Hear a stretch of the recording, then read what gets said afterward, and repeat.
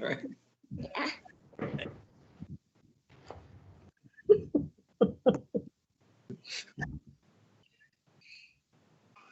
Okay.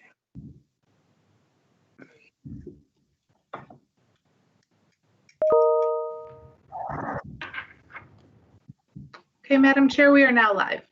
Thank you. Good morning, everyone. State Board will come back to order. Thanks for joining us virtually today. So board members, please remember to mute yourself when you're not speaking and to keep your video up. We have 2 full days ahead of us, and we've scheduled breaks throughout the meeting, which I will try to remember, as well as a longer lunch hour. If you're experiencing any issues throughout the meeting, please contact Ms. Maramba. Ms. Maramba, could you please call the roll? Board Member Durham. Here with my trusty assistant. Board Member Flores. I believe she's on. Board Member Goff. Here. Board Member McClellan. Here. Board Member Rankin. Board Member Shuffle. Here. Board Member Schroeder. Here. Thank you. The next item is the agenda. I would like to recommend, well, actually, let's have a motion and then I will bring in an amendment that I'd like to present. To have a motion to approve the agenda? Madam Chair, I move to approve the agenda. To have a second? Second. Thank you. So I'd like to move that we add an optional place on the agenda at the end of the board meeting on Thursday to give board members an opportunity to share, if they would like, any thoughts on the current events in our state and country. Second. Thank you. Any other comments around the agenda? Ms. Rankin? Yeah, I am.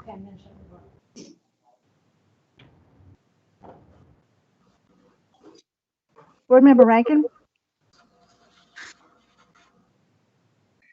I'm sorry. That's my fault. I'd like to remove some items from the agenda. The agenda or the consent agenda? Consent agenda, I'm sorry. Okay, so we'll get to that. Thank you very much. Okay. Anything else? No. Okay. Board Member Flores? I'm fine. Thank you. Board Member Goff? Nothing, thank you. Board Member Shuffle? Nothing, thank you. Board Member McClellan? Nothing from me. Board Member Durham? No, the agenda's fine as published. And amended by me with an addition for next Thursday afternoon. Correct. Thank you. Ms. Maramba, would you please call the roll? Board Member Durham. Yes. Board Member Flores. Yes. Board Member Goff. Yes. Board Member McClellan. Just point of information, we're voting on the amendment right now. Is that correct? No. Madam Chair, I believe we're voting on the motion as amended. Then don't we need to hear Joyce's removals first? I apologize. Her removals come up next. They're for the consent. They're for agenda. consent agenda. Oh, I beg your pardon. Okay, yes. Board Member Rankin. Yes. Board Member Shuffle. Yes. Board Member Schroeder. Yes. That passes Thank you. 7-0. Thank you. The next item on the agenda is approval of the consent agenda. Do I have a motion to approve the consent agenda? I move. I so move.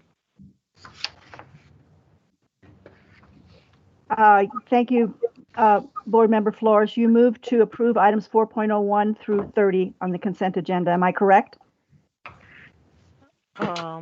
Yes. That would be Thank you. 4.21. 4.21 or 4.01? 4.01 to 4.21. There's none further than 4.21 on the consent agenda. You're right. Just have a little glitch here in my. Thank you. Do I have a second? Do I have a second to the consent agenda? Second. Thank you. So now I'll go down the line for any changes to the agenda. First of all, Board Member Rankin. Yes, I would like to remove the following items: 4.01, 4.02, 4.03, 4.04, 4.14, 4.19, and 4.20.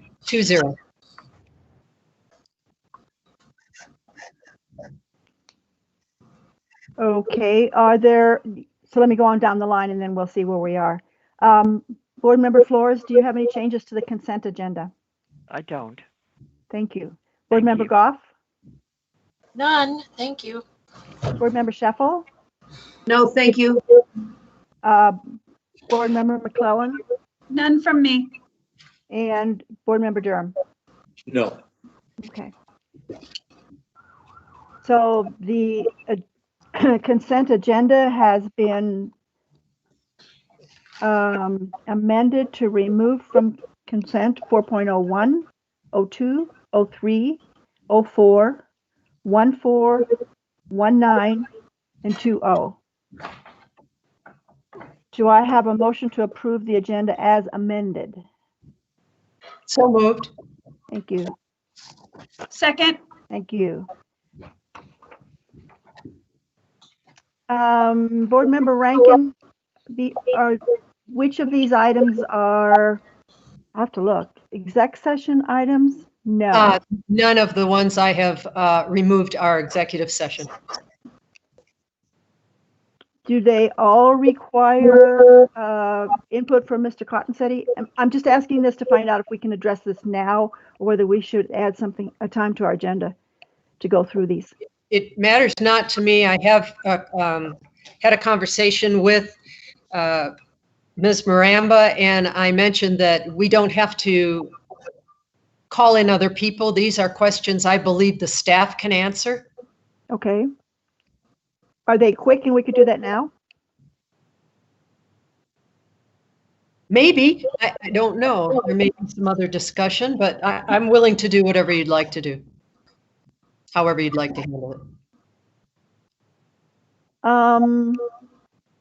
Let's see if we can get through it now, and if it starts taking too much time, may I change my mind. Okay, that's fine. Would you like me to go ahead? Please go ahead. Okay. Number 4.01, the EARSS grant, expelled and at-risk students. One of the interesting things I found in this is all of the subgroups, the suspensions, the expulsions, referred to law enforcement and other action taken. And there seems to be a trend in certain incidents. And we do have the statistics from 2009 to 2019. I was wondering if the staff has any trends in how this is moving forward. And some are just dramatic changes, very dramatic. Detrimental behavior, 947, and now it's 5,124. I see some dramatic changes. I would like to have, and maybe we have to wait till this comes up again, some input that's more detailed on why we are seeing some of the dramatic changes in these types of incidents and in-school student difficulties, I guess I should call them. If there's some way, rather than just keep every year stating what they are, maybe pulling out some of the successes and why, and some of the things that we still have problems with. We put a lot of money into social emotional teachings, yet I don't know if that's reflected in what I'm seeing here. So right now, it probably would take a lot of discussion, but I do think this particular grant should be discussed because there's a lot of money that goes into it. Commissioner? Yes, Madam Chair, I'll ask Misty Ruthven on our staff to respond. Thank you so much. Good morning, everyone. It's nice to see you. This is Misty Ruthven, Executive Director of Student Pathways. And I'm happy to give you, Board Member Rankin, it's a great question, specific trend information over time, as well as outcome information that I believe you're asking for attendance, behavior, expulsion, things like that, is what I believe you're asking for. And that's something we can follow up with if that's helpful. That is helpful. And I'd like to specifically look at the marijuana issue, and because of how that didn't even come about until around 2:15. But all of them, I think, are something we should address, because I think this is really something important for public schools. Board And Member Rankin, do you think we should wait till we have that report to vote on these grants? Is that your wish? I have, you mean the new ones? The report of all these violations and over the years was on board docs. That's where I got this. Right. But maybe Ms. Ruthven could come at one of their future meetings and just give us an update on the questions I'm asking. That would be fine with me. Okay. However she'd like to handle it, or she can give me a call after and I can talk to her specifically. But I think it's, since we spend so much time in the classroom addressing these types of social emotional behaviors, there should be some kind of correlation to the improvement, I would imagine. Great. So again, my question is, are you ready to vote on the new grants, or do you want to put that off till the next board meeting? I'd rather put it off to the next board meeting. Okay. All right. O2, Board Member Rankin? Madam Yes. Chair, one Oh. question. Is it, Excuse me, Board Member Durham. Ms. Ruthven, do we do any, or do we have access to any teacher employment satisfaction surveys that are done regularly? Are those done regularly, or do we ever see those? Board Member Durham, I can answer that. We do have every 2 years, the state does a teacher survey, and I forgot what it's called, the Teaching and Learning Conditions Survey or something like that. Yep. And so we do have that data. If the teachers respond at a higher than 50% rate in their school, then the schools get that data, and it's posted on a website, just the overall satisfaction and how they responded to the various questions. Thank you. I think relative to the teacher shortage issue, I would just like to ask Ms. Ruthven to see if it's possible to correlate as to whether or not there's an inverse relationship between satisfaction and the reduction in the number of disciplinary actions. Thank you, Board Member Durham. We'll need to follow up on that one as well. Thank you. Thank you. Board Member Rankin, O2? Yes. The early literacy grant awards. I see on board docs where we are increasing the allocation for early literacy from 5 million to 7.5 million. I believe that's what it was. And we only had 10, let's see, we only had 10 that we approved. And on page 5 of the PowerPoint, 25 applications were received and 10 were approved. I would like to know what programs they are using on those 10 that the other 14 didn't have approved, or in general, are there some specifics that we can get for that? That might be an easy one. Commissioner? Thank you. Yes, thank you, Board Member Rankin. Dr. Colsman and Dr. Cobb are here to speak to that. I don't know which one of you I'm turning it to. So go ahead and chime in. Sure, Board Member Rankin, we can certainly pull that information for you and be able to provide it to you. Okay. This does include the professional development, does it?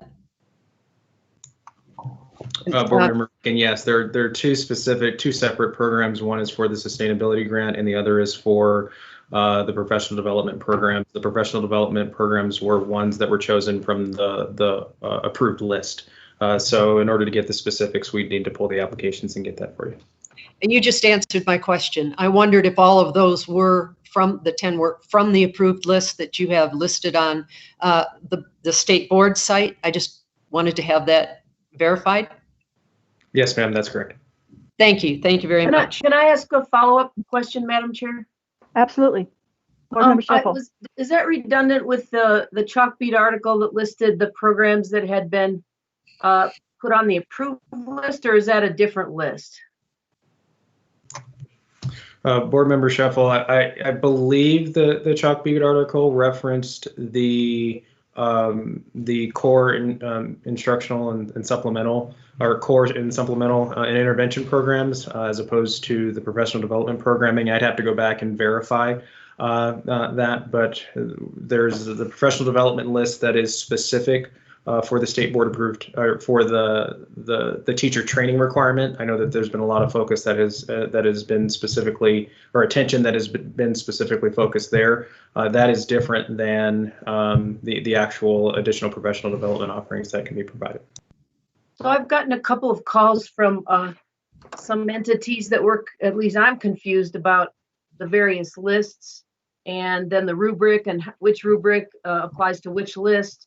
And I think Dr. Coleman, I'll talk to you about one of those from Colorado Springs. So it would be great to know who's on what list, how they got there, what the rubric looks like, and then what your plan is for other iterations of approvals, because I've gotten several calls on that issue.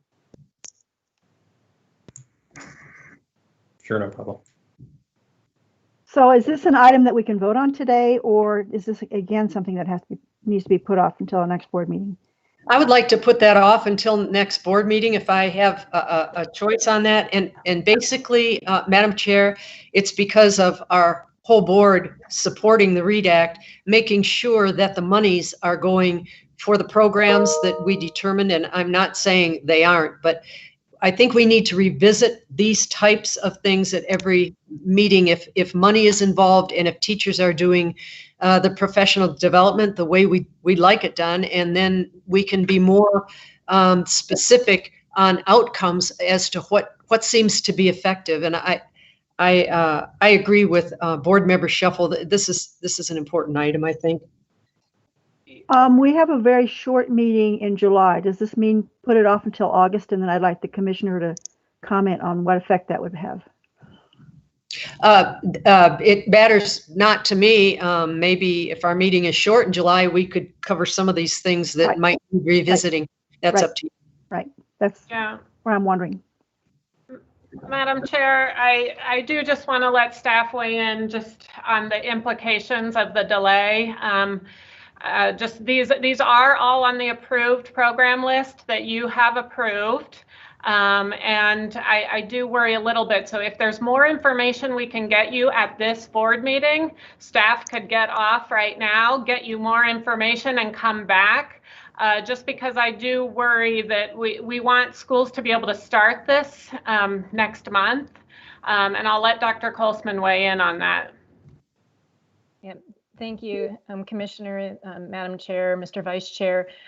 So you're asking really important questions. Number one, the professional development list that is currently now up has actually just undergone an entire complete review of all of the professional development providers that would be allowed to ensure that they're in line with the requirements of Senate Bill 199. So that was just completed this spring, and our instructional programs have also just been completely reviewed in light of Senate Bill 199. So our rubrics for the grant programs match what's on our approved lists. It is important to get whatever questions that you have cleared up today, because these grants need to be kind of approved and money out the door by June 30, just because of the fiscal year. We have had to take time this year to do all of the reviews of programs, which is why we're bringing the actual grants later than we typically would. So we apologize for that, but it was really important that our lists match what was in statute and what's in the early literacy grant rules that were just passed this fall. So would it be possible for Board Member Sheffel and Rankin to get their questions to you in writing, and we bring this back later tomorrow for a vote? Is that okay with everyone? To get our answers back in writing. To Is get that your what- answers so that we can vote on this, so that we If we can, yeah, sources to. it's fine with me. Yeah. I can't speak for Board Member Shuffle. Thank you. I see you, but don't count on it, guys, okay? Because sometimes you disappear. Thank you. All right. We need to speed this up or else come up with another time. 03? It's on special ed. There are some that are out of district, some that are in district. I know I have an echo. Somebody has their phone on or is not muted. How many, what is out of district? Does that mean when someone, let me just give an example. Maybe they're at the deaf and blind school, but they're out on the western slope. Is that out of district? Can someone just explain those terms to me? And what if they're not funded? Then what happens? Does the district have to take that on? And I can get that later this afternoon. Commissioner? Thank you, Board Member Rankin. I think I'll turn this over to Dr. Paul Foster. Yes, good morning, Commissioner, Madam Chair. Board Member Rankin, out of district refers primarily to, or refers to facility school placements. So it doesn't really refer to state operated programs such as CSDB. But in the event that a district has a student who is placed in a facility school due to IEP needs that can't be adequately met within the district, that's the out of district placement. And in district placement is a student who is being served within the district or the administrative unit, and they just because of their unique needs or IEP needs, they may be considered a high cost student. So there's unique equipment that may be needed, or other types of programming needs. And then if a district isn't funded, you're correct. The district would be responsible for those costs. So unfortunately, we're not able to fund every district that applies every year. And so we make that determination really just based on ranking and impact of the district's overall budget. Okay, Mr. Foster, you answered my questions. Thank you very much. Ms. Rankin, 04? Yes. Thank you, Mr. Foster. Yes, this is one we've had before, and it has to do with CRS 22, commissioner duties, reporting, performance evaluation ratings. We have a lot of schools, and I didn't know they were charters till I looked on board docs because they didn't have the word charter in them. But this has been a concern of mine. If they have evaluations of their teachers and they're allowed to have them separately, I would like to know what they look like. And I'd like to know what the district ones, or I guess the other ones are all done by the state. But if you look at that reference, and I have it in the law book. And remember, I'm talking about what I believe is the teacher evaluation at the site of the charter school. They want a waiver to do their own teacher evaluation. That is the way I interpret that. If I'm interpreting that incorrectly, I'm sorry, and I would like it explained a little better. But if I go to the law book on that particular law reference, it says to assist the state board in reviewing the content of educator preparation programs offered by institutions of higher education within the state. And then it goes on. And I don't understand the connection between on-site evaluation and the teacher prep at college and that reference. So, and I can get, if you want to give that to me later, that's fine. But this comes up repeatedly. This, and some relate to this Q1 that is on page 137 of our law book. And I I just do not understand the connection between a waiver for teacher evaluation and this reference to it.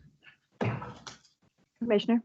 Thank you, Board Member Rankin. I'll turn this to Mr. Cottonsteady first, and Colleen O'Neill is here as backup.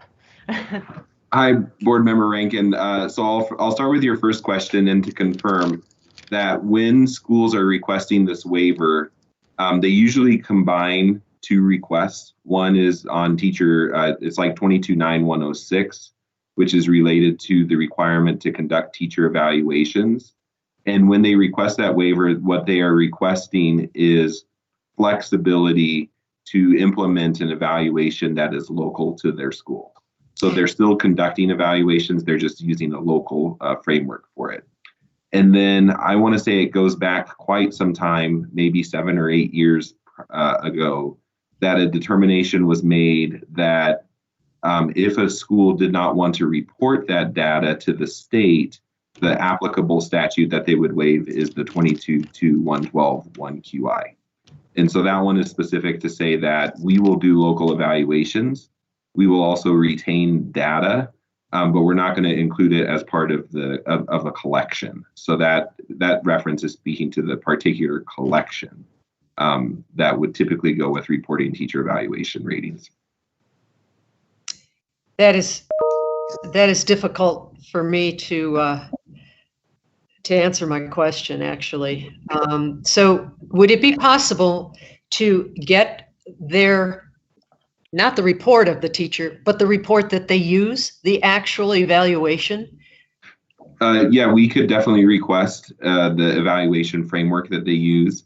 And at times we have requested that of the schools, and the schools would provide that to us. And those are different than their district evaluations for teachers in the district. Is that correct? Is that what they're waiving out of? Yes, that they would be allowed flexibility.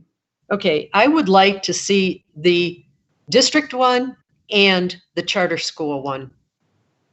For this particular school? No, well, yes, starting at this particular school, but in the future, I'd like to see them on the board docs when we're doing a waiver. I have difficulty voting on something that, in my opinion, is so important, and not seeing the actual waiver. Excuse me, this is Val Flores, and I'd like to see those instruments as well. So often, Mr. Cottonsteady, you do have the replacement plan on board docs when there are requests for waivers, but it does seem to be hit or miss. Is that based on the volume? So what we provide is like when requesting a waiver, a charter would submit their contract, and the contract is inclusive of the replacement plan. The replacement plan usually says that they will use a local evaluation approach, but what would not be part of the charter contract is the actual specifics of that evaluation. So we would be requesting that separately. And technically, a school can submit a request just as part of the contract. That's in the statute, but there wouldn't be anything that would keep us from asking if they would be willing to submit it as additional documentation.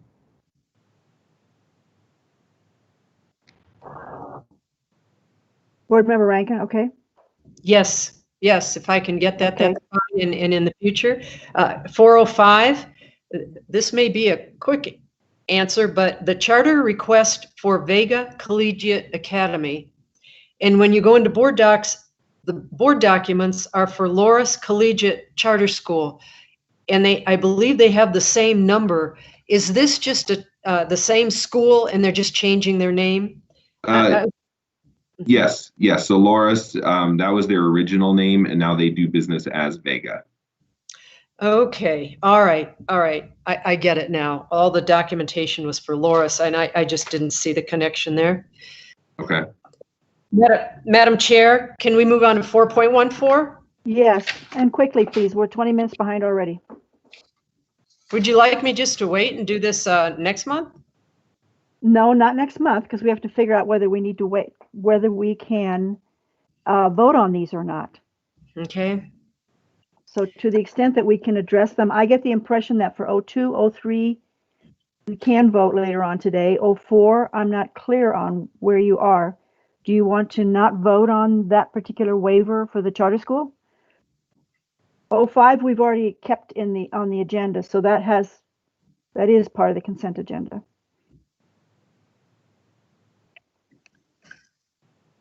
I would also on 04 like a copy of the performance plan, because if that differs from our state performance plan, they must have one in writing. If I can get those this afternoon, I'll vote tomorrow. Okay. 14, please. Yes, that again, I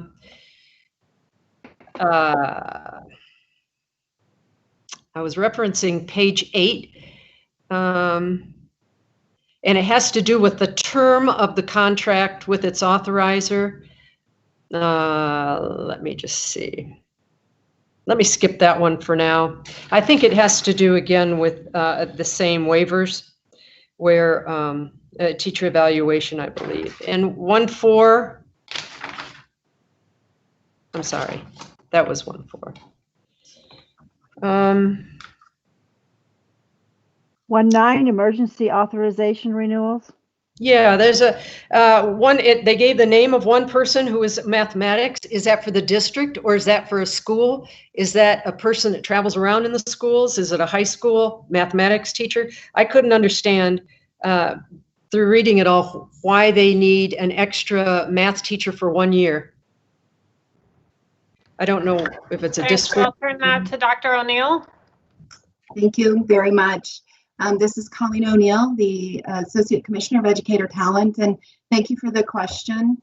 The approval for this is for a single high school math teacher for an emergency. She's finishing her educator preparation program, and it is for high school math.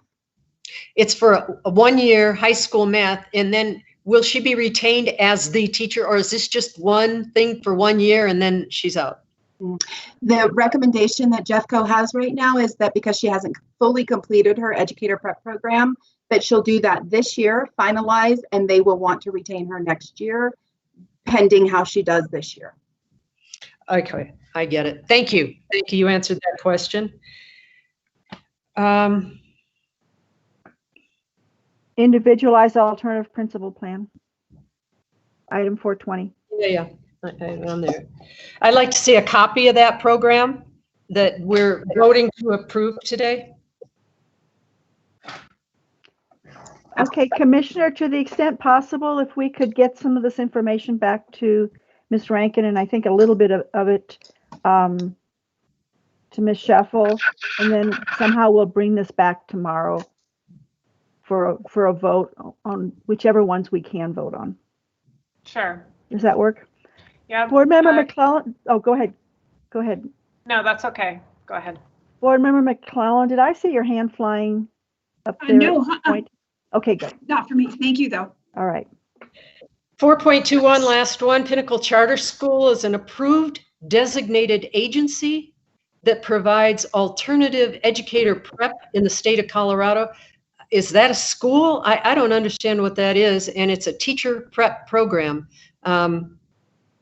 They're seeking to add world languages. Just explain what that is.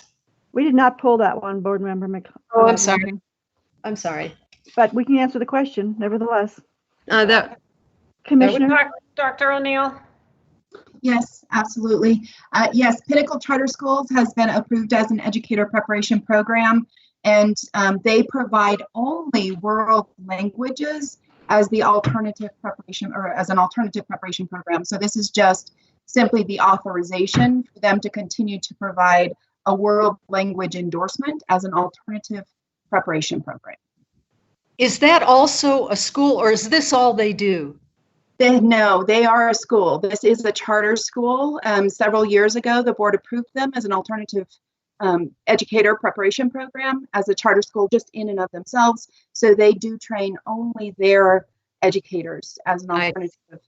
I see. And is that a high school? Is it a 9-12? It is. Okay, thank you. You answered that.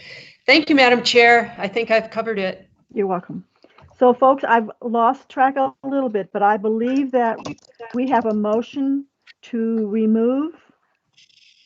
approve the Oh, wait, a minute, we need to approve the removal of 01, 02, 03, 04, 14, 19, 20. Is that correct, Ms. Maramba, that we have to vote on that? And then we vote on what's left? I've lost That's track, I correct. apologize. No, that's correct. Let's vote on the motion and then we'll vote as amended. Madam Okay. Chair, Madam Chair, Mr. Durham? I think as a point of procedure, the items that was requested to be removed are removed. And so I think if we could just delineate we don't need to vote on it because they're because of the lack of unanimous consent, they've been removed. The question is, and I just like, and I think some of them she wanted to return, her questions were answered. So which ones at this point, if Ms. Maramba could read those that have been removed, then we can vote on the consent agenda as it stands with the requested removals, and then the balance would lay over till later in the meeting. Mr. Durham, it's so confusing right now. We know that 4.01 is permanently pulled, and some of the other ones we're waiting for information. So I would suggest that we just go, that we approve the consent agenda as amended, and then we bring back after Board Member Rankin and Board Member Sheffield have the information they want, and then bring them kind of all back as one motion. Because I'm a little confused. I'm not even sure which ones we need more information from staff and which ones we do not. Well, in that case, I think the cleanest way to do this is just to lay over the approval of the consent agenda until tomorrow. That would be cleaner than I think doing it, because the motion should be restated to the consent agenda of whatever's still on it. And I am not quite sure what's still on it. So if we could lay it over to later this afternoon, get that clarification, then vote on the consent agenda and deal with the other items later. All right. Maybe during lunch, we could get that clarified, Ms. Rankin, and see what kind of information. I'm not sure whether staff will be able to pull all the information by the end of today. I'm a little concerned about that. But we'll delay this then till later today. Next item is a report from Director of State Board Relations, Ms. Maramba. Good morning, Madam Chair and board members. Thank you all for joining us virtually for this meeting. All documents can be found on board docs, and there's a link on the State Board website for board docs where everything is located. We will not be taking public comment for this meeting, but if you'd still like to register to testify on behalf of one of the 5 rulemaking hearings, you can do so by emailing state.board@cde.state.co.us. We have a full 2-day board meeting, and we've scheduled breaks throughout the day. Members of the public, we will post a slide when we are on break or we are in executive session. Lastly, the board is still accepting calls for ideas for the Education Stabilization Fund to rethink K-12 education model grants. Any ideas should be submitted to the State Board by Friday, June 12th. Additional information can be found on our website under the News and Events tab. Thank you, and that concludes my report. Thank you, Ms. Maramba. Commissioner? Thank you, Madam Chair. If I can ask, we're a little behind, so I wonder if we can go to Ms. Mello now, which would put her on time. She does have quite a bit of work over at the Capitol today, so I was wondering if I could switch my report to after Ms. Mello. That's a nice idea. Hi, Ms. Mello. Good morning, everyone. It's nice to see you all. Thank you, Commissioner. So we are in what may be the last 3 days of the legislative session. It's a little unclear right now about when exactly we will end. As a reminder, our Constitution puts the limit at 120 days. In this particular time we find ourselves at, that has gotten shaken up quite a bit, and we are in a different scenario. Normally, I'd be able to say, this day is the 120th day, and therefore we will be done. I can't say that right now because we are, by the way that it is being done, not at day 120. So we're being told that they want to finish on Friday. They may do that, they may not, they may meet over the weekend again, they may be back next week. There's some uncertainty to that. I will tell you, I think that they are pacing legislation as if they are going to be done on Friday. So I think that's where I'd put my money right now if I had to bet, but I wouldn't bet a lot of money. It's very hectic over there. We've seen a lot, 20 to maybe more than that, new bills introduced in the last week. Very few that have to do with K-12 education. And I will obviously, I'm going to spend most of my time talking to you about those pieces of legislation. But just to give you the overall picture of how things are looking, a lot of bills that came out last week, there's a lot of controversial bills that have just come out and are flying pretty quickly through the process. It is not uncommon to have bills introduced in committee and on the floor all in one day. In fact, I think that's going to happen today on a housing bill. So that's the way the world is operating right now over across the street. The biggest thing from a K-12 perspective is obviously the School Finance Act. You know, I am not an expert in school finance details in terms of how much money schools are going to get or are not going to get. I was going to just describe to you the basic components of the legislation and do everything I can to answer whatever questions you have, just with the caveat that some of these are pretty technical and I would probably need to phone a friend. And if Jennifer Oaks is on the phone, just preparing you, Jennifer Oaks, you would be my phone a friend. So just know that.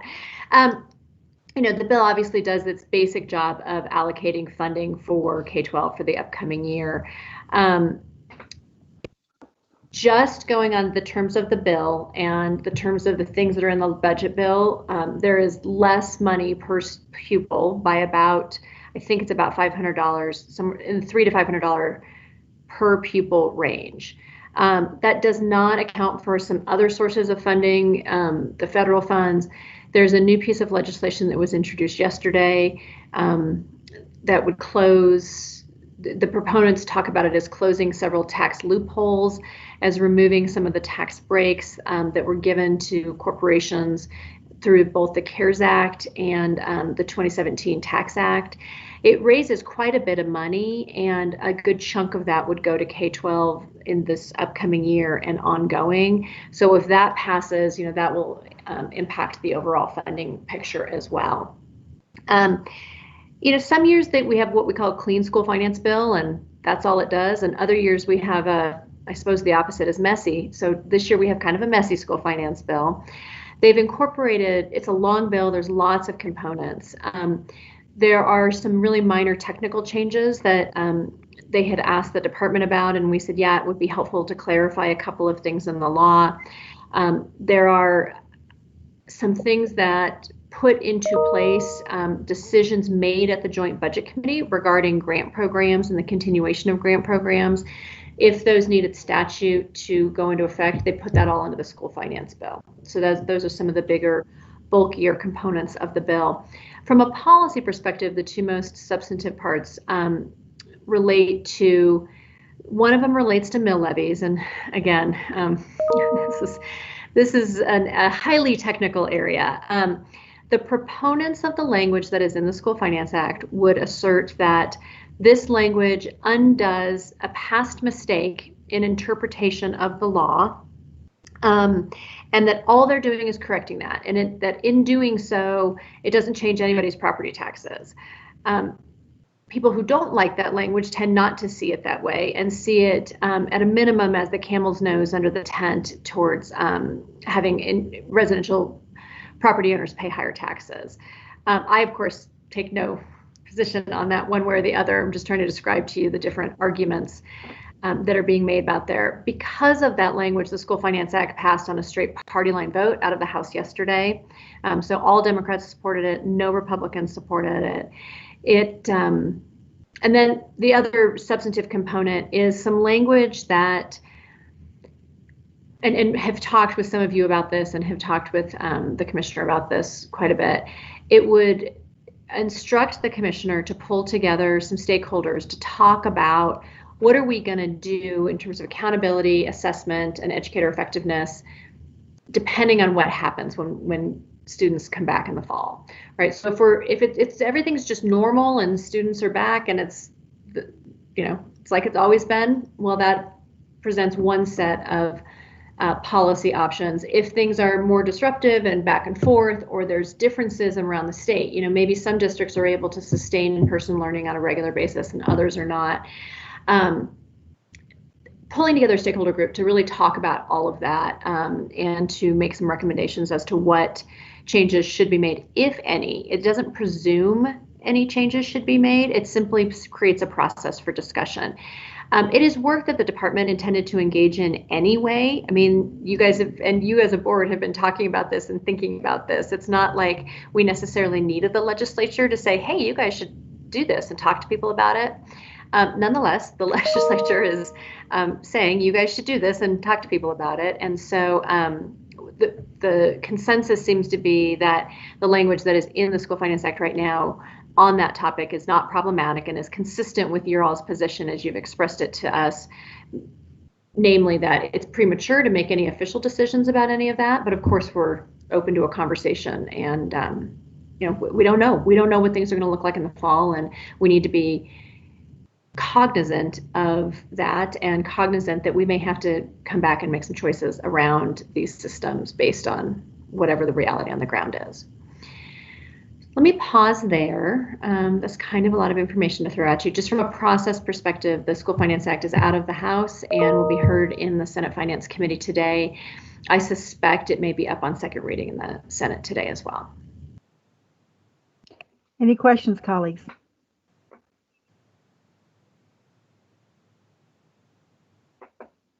Ms. Mello, I don't hear it. I don't hear a peep. Okay. You sure? I don't really want to tempt you, because then you're going to ask me a question about mill levies and I'm not going to be able to explain it. Have started to work on your end of session report, and in doing so, you know, pulling together the different threads of what's happened. It's certainly a session like none of us have ever seen, right? We had a phase one and then a big in-between phase and then a phase two. Globally, what I would say is there's really going to be very few pieces of K-12 education adopted this year. Those that are adopted tend to be relatively small and narrow in their focus. These aren't, you know, earth-shaking bills that are changing systems dramatically. You know, nothing like what we saw and were involved in last year with the READ Act, right? I mean, essentially a complete revision of that. We're not seeing anything on that scale that's going to be adopted. Some of the things that have already been signed into law were things like electronic participation of local school board members in school board meetings. Which got that one done before all of this happened, which was really good timing on their part. The legislation that will, right now, the department and you all review the standards every 6 years. There's legislation that I believe will be adopted that will stagger that process. So instead of doing one big chunk every 6 years, you'll do every 2 years, you'll do a certain subset of those. I think that's going to pass. I think legislation to eliminate the high school social studies test is also going to pass. So those are, I would say, the more substantive pieces of legislation that will be adopted into law.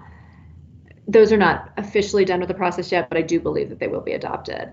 Well over half of the bills that were introduced are dead. And there's a variety of ways in which bills are showing up as dead right now. I mean, sometimes we see the typical postpone indefinitely. Anything that's been laid over till December 31st is also a dead bill. And then they've essentially just put a bunch of bills that were in appropriations before all this happened, and they're just going to die there. So then there won't be any vote, and it won't be official until they adjourn. But that's what's going to happen with those pieces of legislation. I think the two things that came up this year that are not going to be addressed by the legislature that will be back are discussions around the accountability system. Now, as I mentioned, in the School Finance Act, we have this process being set up to talk about how this COVID environment and the differences in where students are attending school might impact those accountability systems. There is also a desire on behalf of some stakeholders to have a more robust conversation about permanent changes to that system. So I think that the desire to see changes there has not gone away just because we didn't have legislation on it this year. And I do think that's something that will be prevalent over the interim and next year. The other topic is around charter schools. This one does get a little specific to you all as a state board and the process that you all use to make determinations around charter schools. There was legislation that was about to be introduced when all of this happened. It never got introduced. And we had some initial conversations with the ledge contacts about it. But I don't think that issue is going to go away either. So after we get through the hurly-burly of the next 3 to 7 days or however long it's going to take, and get a chance to really sit back and assess what's happened, we'll work with staff and reach out and talk about how we may need to have some of those conversations over the interim as it relates to legislation coming for next year. So that, I think, concludes my report. Again, happy to answer any questions about any of that or anything else that is going on at the legislature to the best of my ability. Thank you. Colleagues, any questions for Ms. Mello? This is Jane here. Yeah. Thank you. Jennifer, I watched part of the floor session in the House the other day, and there was one, at least maybe a couple of bills that related to teacher professional development, kind of a bill that had already passed. That was it extended, or was grant money just maintained in it? It was related to mostly rural schools who had started a professional development pathway for teachers and so on, but I'm not sure that was the only bill. I don't recall, but they did pass some bills, and the other one about something around SAT scores mentioned, I believe, for next year being suspended as far as admissions are concerned. Is that correct? Madam Chair, Board Member Goff, yes, those are some of the other bills that are moving through the process. The first one you spoke about is a bill that was introduced before all of this happened, and is an example of a bill that is continuing to move through. It has to do with teacher prep programs. That is primarily being run by the Department of Higher Education. They've been good partners to us. They've reached out to us. We've talked to them about it. And your staff that works closely on sorry, I'm not sure what the exact terminology is, but when you guys look at the teacher preparation programs, your staff that's involved in that has looked at the legislation and, just made sure it's implementable and that it's not changing any of your role or authority. So that's been the extent of our involvement in that. And yes, there is, because the SATs could not be administered this year, they are running a bill. It's just a 1-year suspension of higher education's they can't require someone to have an SAT score when they weren't able to take the SAT. So that's happening as well. Another bill that's moving forward has to do with putting students' scores on their transcripts. And basically it was one of those drafting errors that nobody caught at the time, but the status quo is that districts are required to put students' scores on their transcript. This would eliminate that requirement and make it an option. Right. Okay. Thank you. Mm-hmm. Any other questions? Ms. Mello, thank you. Thank you. I'll give you some time back. Y'all have a great day. Good luck. Thanks. Bye-bye. Commissioner? Thank you, Madam Chair, members of the board. This is my commissioner report for the board meeting. Nice to see you. Hope everyone is doing well. Before I get started, I hope you'll just allow me a few personal reflections over the last few weeks. The last few weeks have been probably the most challenging of my tenure and have caused me to take a deep look inward. I've been observing, thinking, listening, learning, and grieving with a lot, so many people across our state and country as we continue to see deep racial disparities across our country. So many are in pain right now, including members of our own CDE team. I want to learn. I've been reading stories from our Black superintendents and listening to the experiences of our Black and brown staff. I've been doing a lot of reading and reflecting on statements from across the political spectrum. I've been listening to podcasts on race and racial injustice and how policies can contribute to that. And I've been trying to figure out how to lead through this and how to help everyone see a place to learn and grow from this. I know I will have a lot to learn in the coming months and years. I am in the business of education with a team of dedicated professionals at CDE and educators across our state. CDE's mission, as you guys know well, is to ensure equity and opportunity for every student every step of the way. And it has been, and it continues to be the right work. But the truth is, the system is still falling short. The events of the last several weeks highlight how much work we still have yet to do and how much learning we still have yet to realize.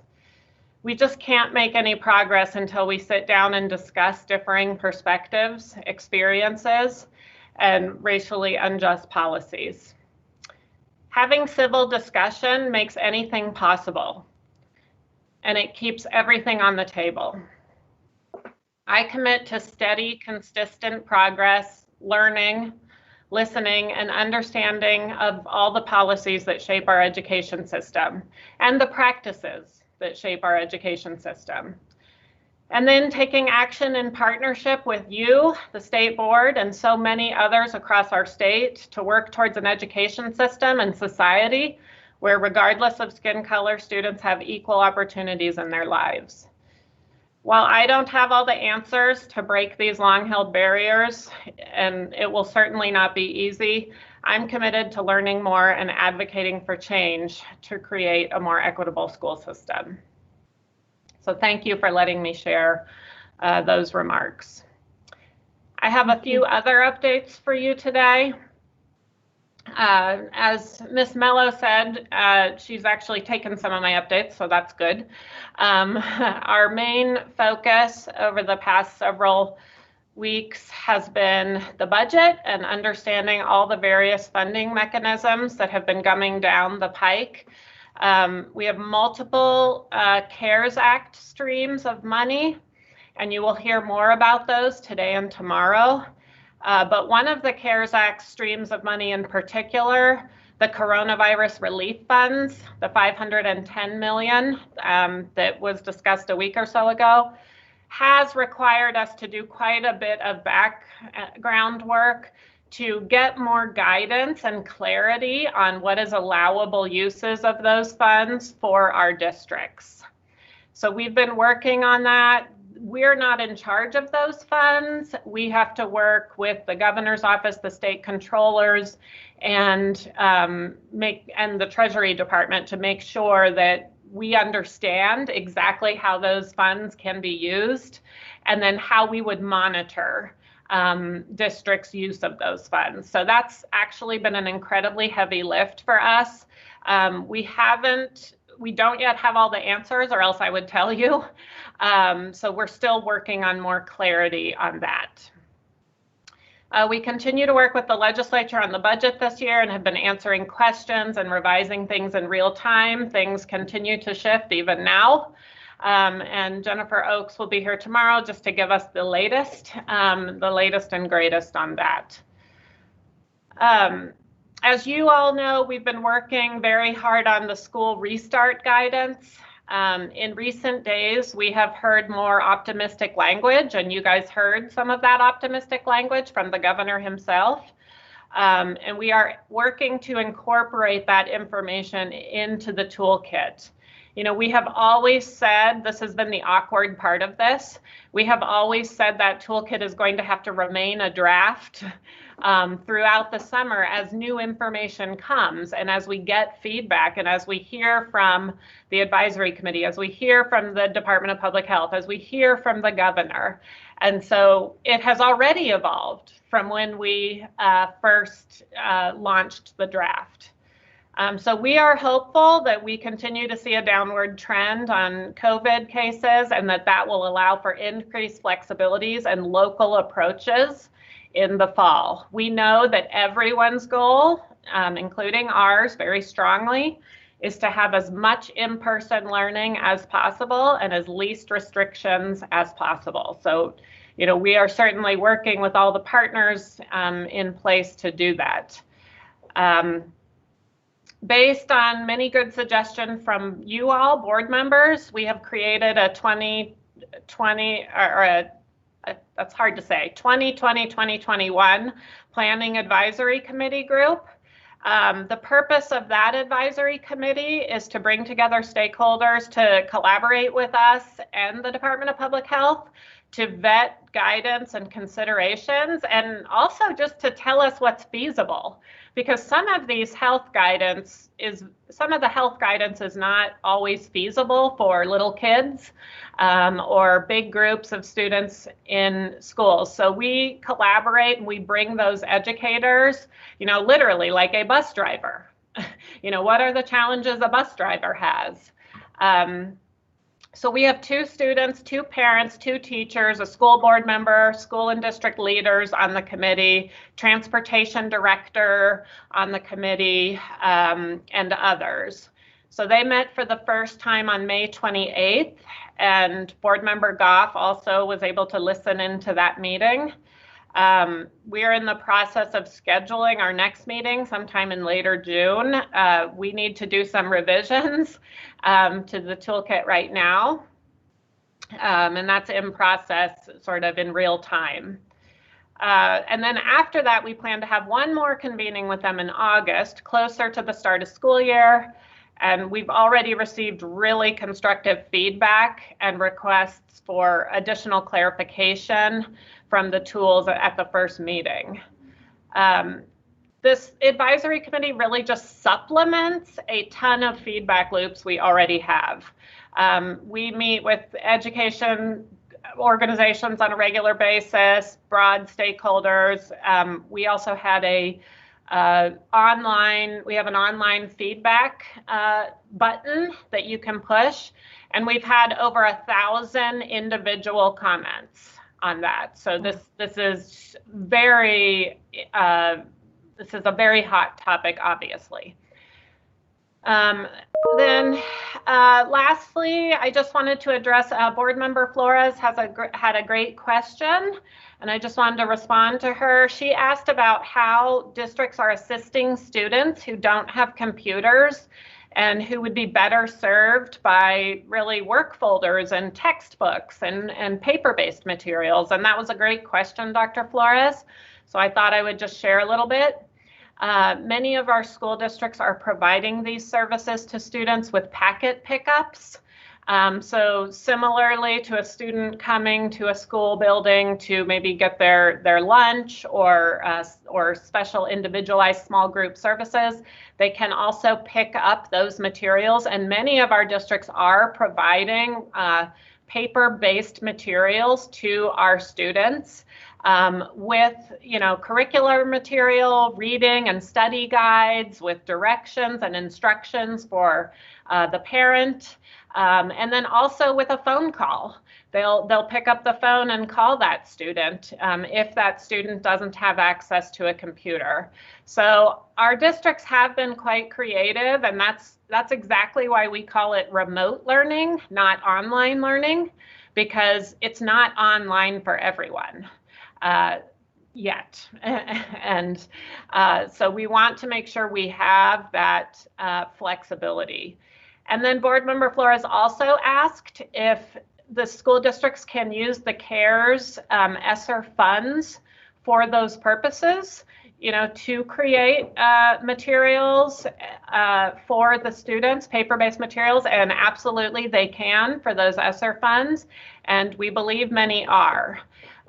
Districts are also using those funds to purchase computers and internet access for students who might not have access but might want access to devices. So a lot is going on in that realm, board member Flores, and just wanted to offer that up.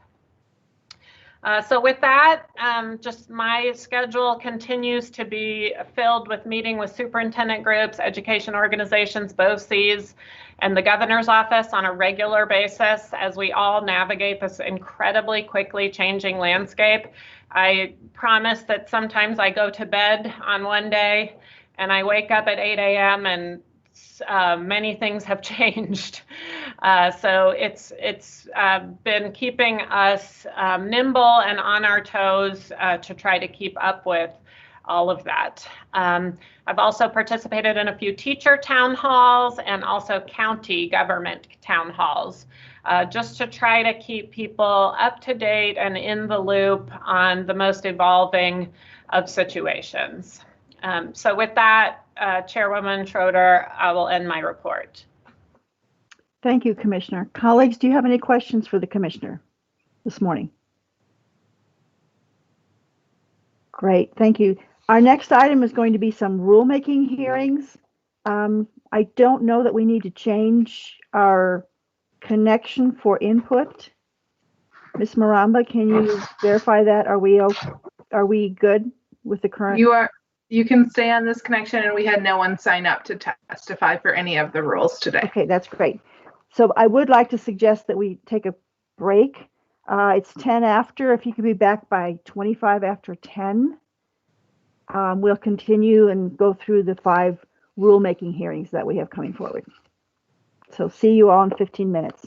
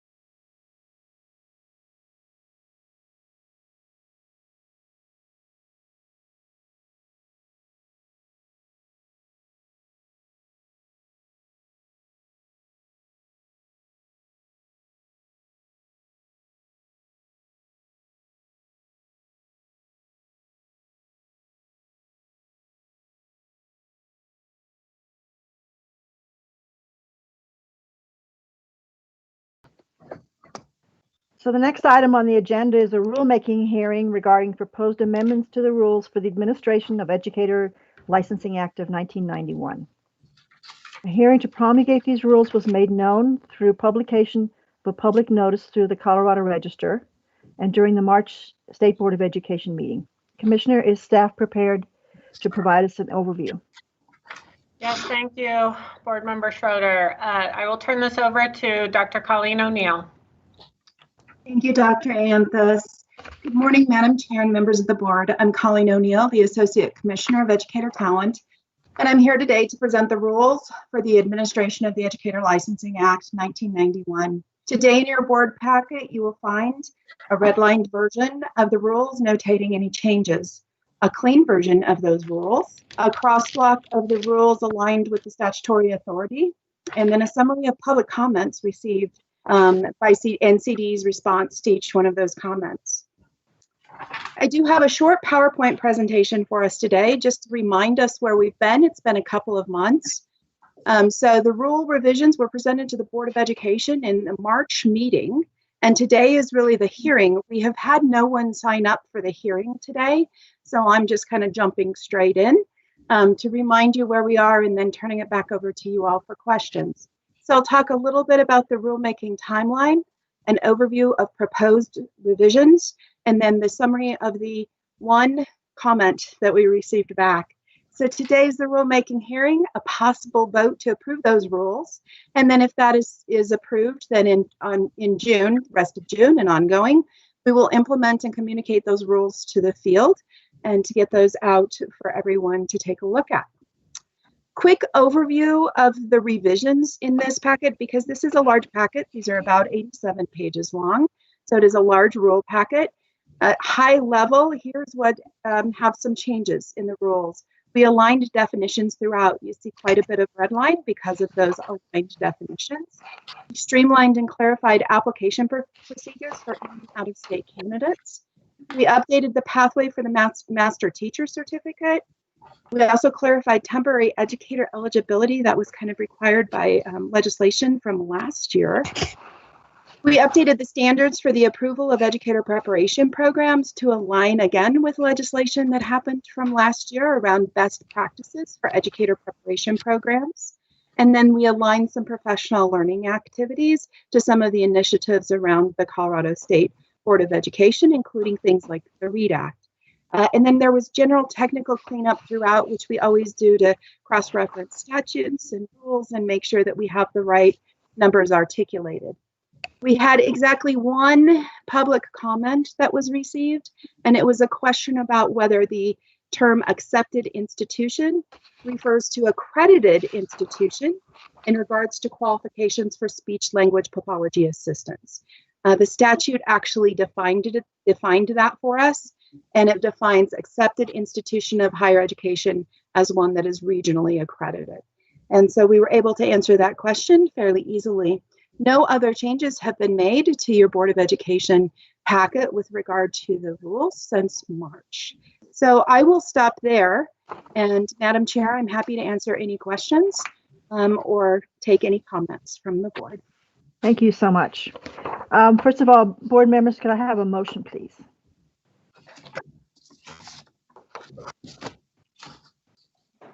Madam Chair, Board Member McClellan.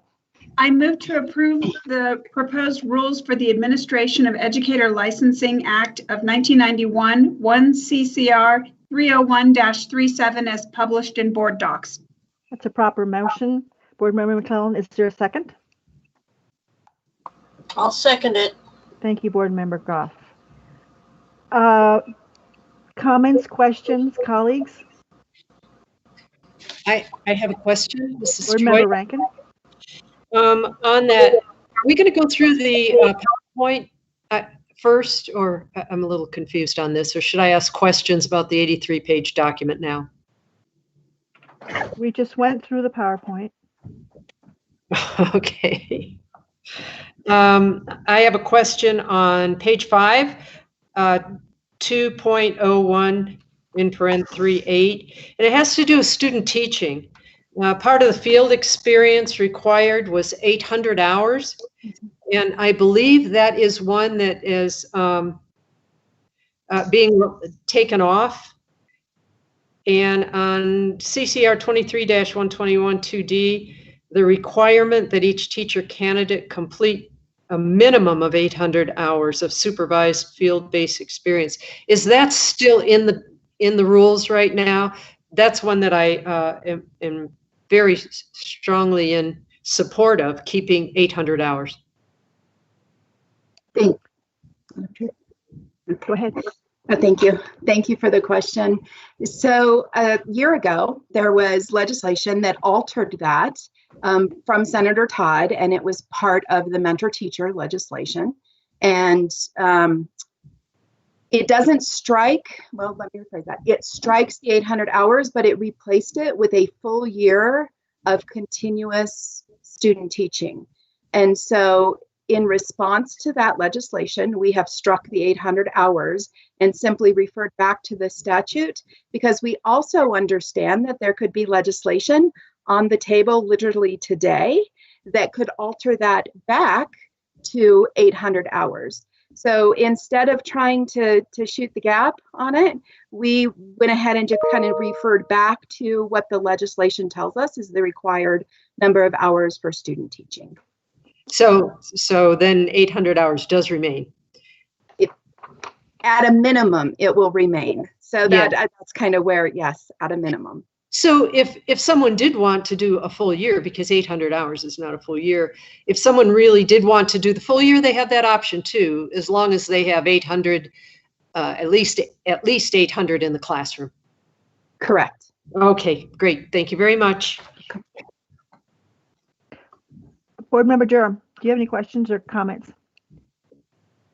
Turn on your mic, sir.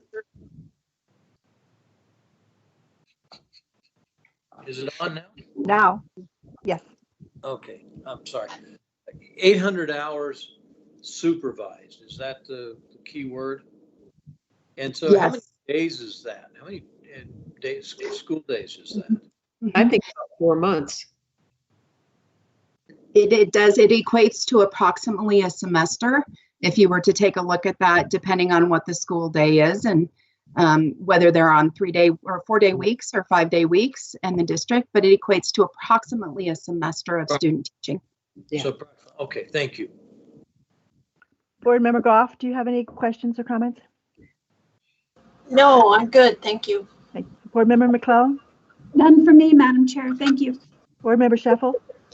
Yes, I wanted to ask about 2.016, the content tests, the approved content tests. Can you speak to that, Colleen? What are those tests and what are their cut scores for passing them and which ones apply to which grade levels? And all that? Absolutely. I'm happy to, Dr. Sheffel. Thank you.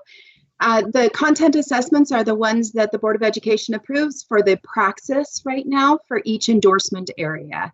And those content assessments do come with cut scores that are evaluated. We usually adopt kind of that standard cut score through standard setting, and we adopt that through the praxis, again, provided by Educational Testing Services.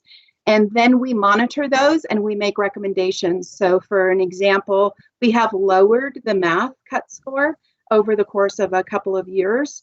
The last time we did that was 2 years ago, and that was in direct relation to the research that demonstrated that there was a little bit lower cut score than the national average.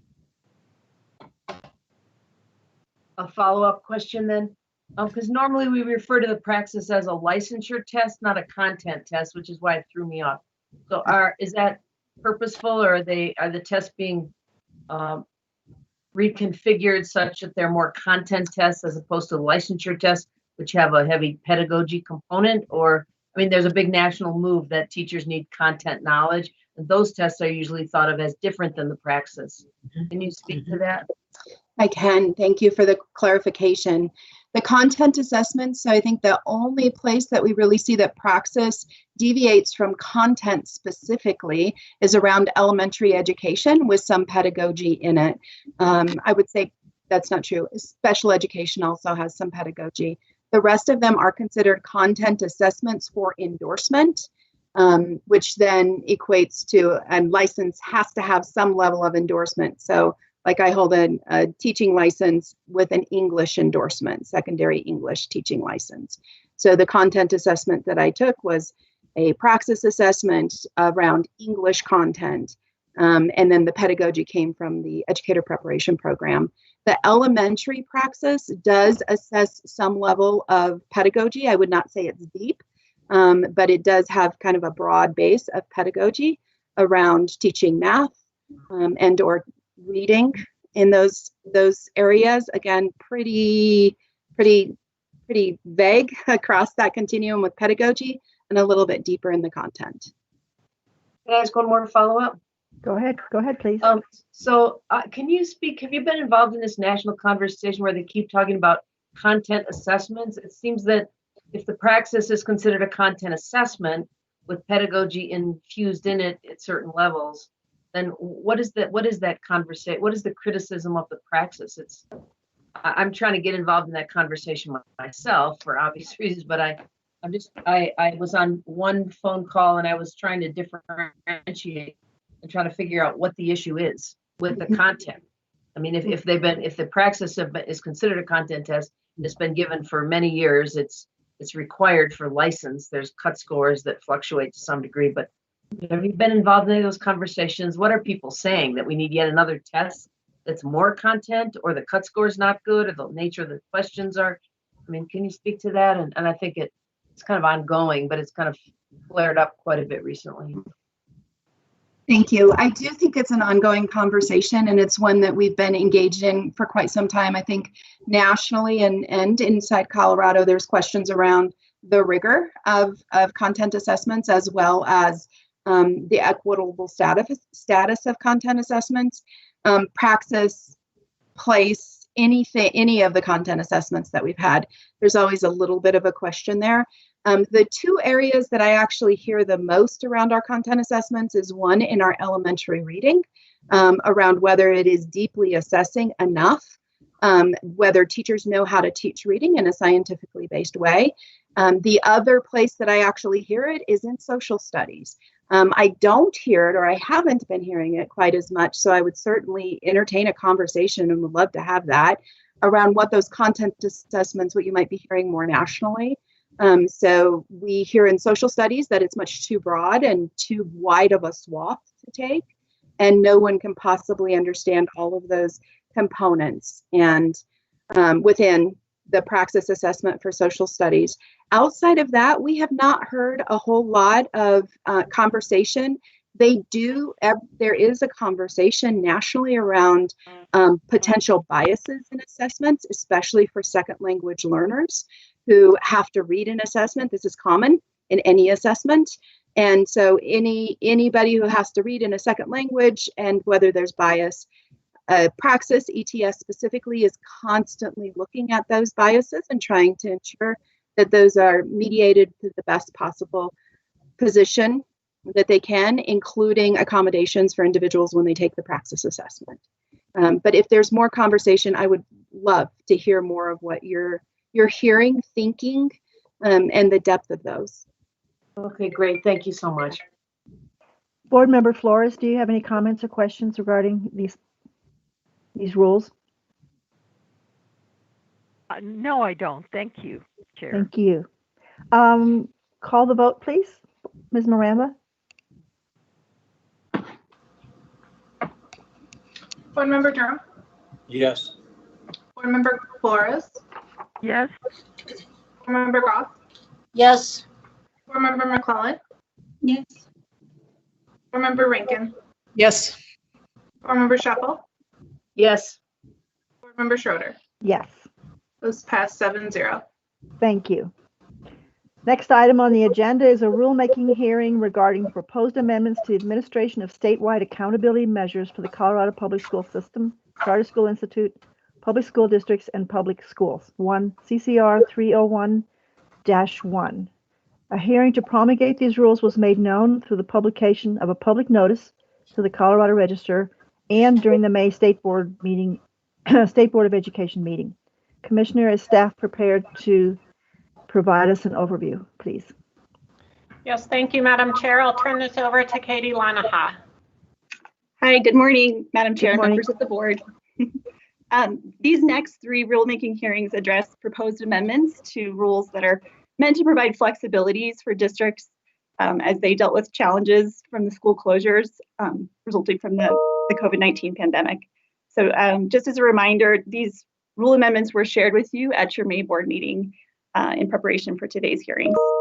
This first hearing addresses the proposed amendments to 1 CCR 3011 concerning the Education Accountability Act. Sections of the existing rules require districts and schools to submit unified improvement plans by April 15th of each year. And staff is recommending amendments that for this year only would extend the UIP deadline to October 15th of next fall. So on page 12 of the rules, section 6.00A provides that flexibility for districts. And on page 21 of the rules, section 9.00A provides that flexibility for schools. We have not received any comments on these proposed amendments up till now, and we have staff available online to answer any content questions if you have any. Thank you. Board Member Goff, do you, oh, actually, first of all, I'd like to entertain a motion, please, to approve these rules. Madam Chair, I move to approve the proposed rules for administration of statewide accountability measures for the Colorado Public School System, Charter School Institute, public school districts, and public schools as published in board docs. It's a proper motion. Do I have a second? Second. I Thank second you. the motion. Thank you. 2 seconds. Board Member Goff, were you going to make a comment? And I'm not sure your mic is on. No, did I look like I was? Yeah. I have saw no your mouth question. moving, so I was afraid you Oh. were trying to say something No. to us. And, No, and thanks. it wasn't coming through. No Okay. questions. Thank you. Board Member Jerem. No, no questions. Board Member Sheffel. No questions. Board Member Rankin. Yeah, I have a question about the governor's issued executive order. I'm not quite sure why these dates came up. I didn't think we were informed of this before the May meeting, and I just, as elected officials, wonder why we didn't get together as a group and discuss this prior. Say that again. We did discuss these rules. Yes, The they changes. are because of an executive order, and I was not aware of us being a part of that determination before this, with the executive order. That's the thing I'm questioning. And also, April 15th and October 15th, there's quite a huge amount of time there. Is it necessary to have that much time? Well, April 15th has come and gone. Board Member Rankin, I can address some of that, although I probably can't address all of it. But obviously, you know, we're not entirely or at all in control of the governor's executive orders. You know, I have been trying to keep you in the loop as, you know, through email and, but there's usually, at the pace of which these things happen, there's usually not, there has not, at least in my experience, been an opportunity to pull people together to give input on the hundreds of executive orders that he's been doing. I'm actually not sure. I could be wrong, but I'm not sure if, I guess some of his executive orders impact this rule because, you know, the state assessments were not happening, you know, the data for the UIP process is not there.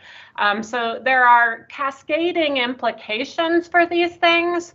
But I had heard from the board early on that we should not be overly bureaucratic about timelines and deadlines when schools had been closed or closed to in-person learning.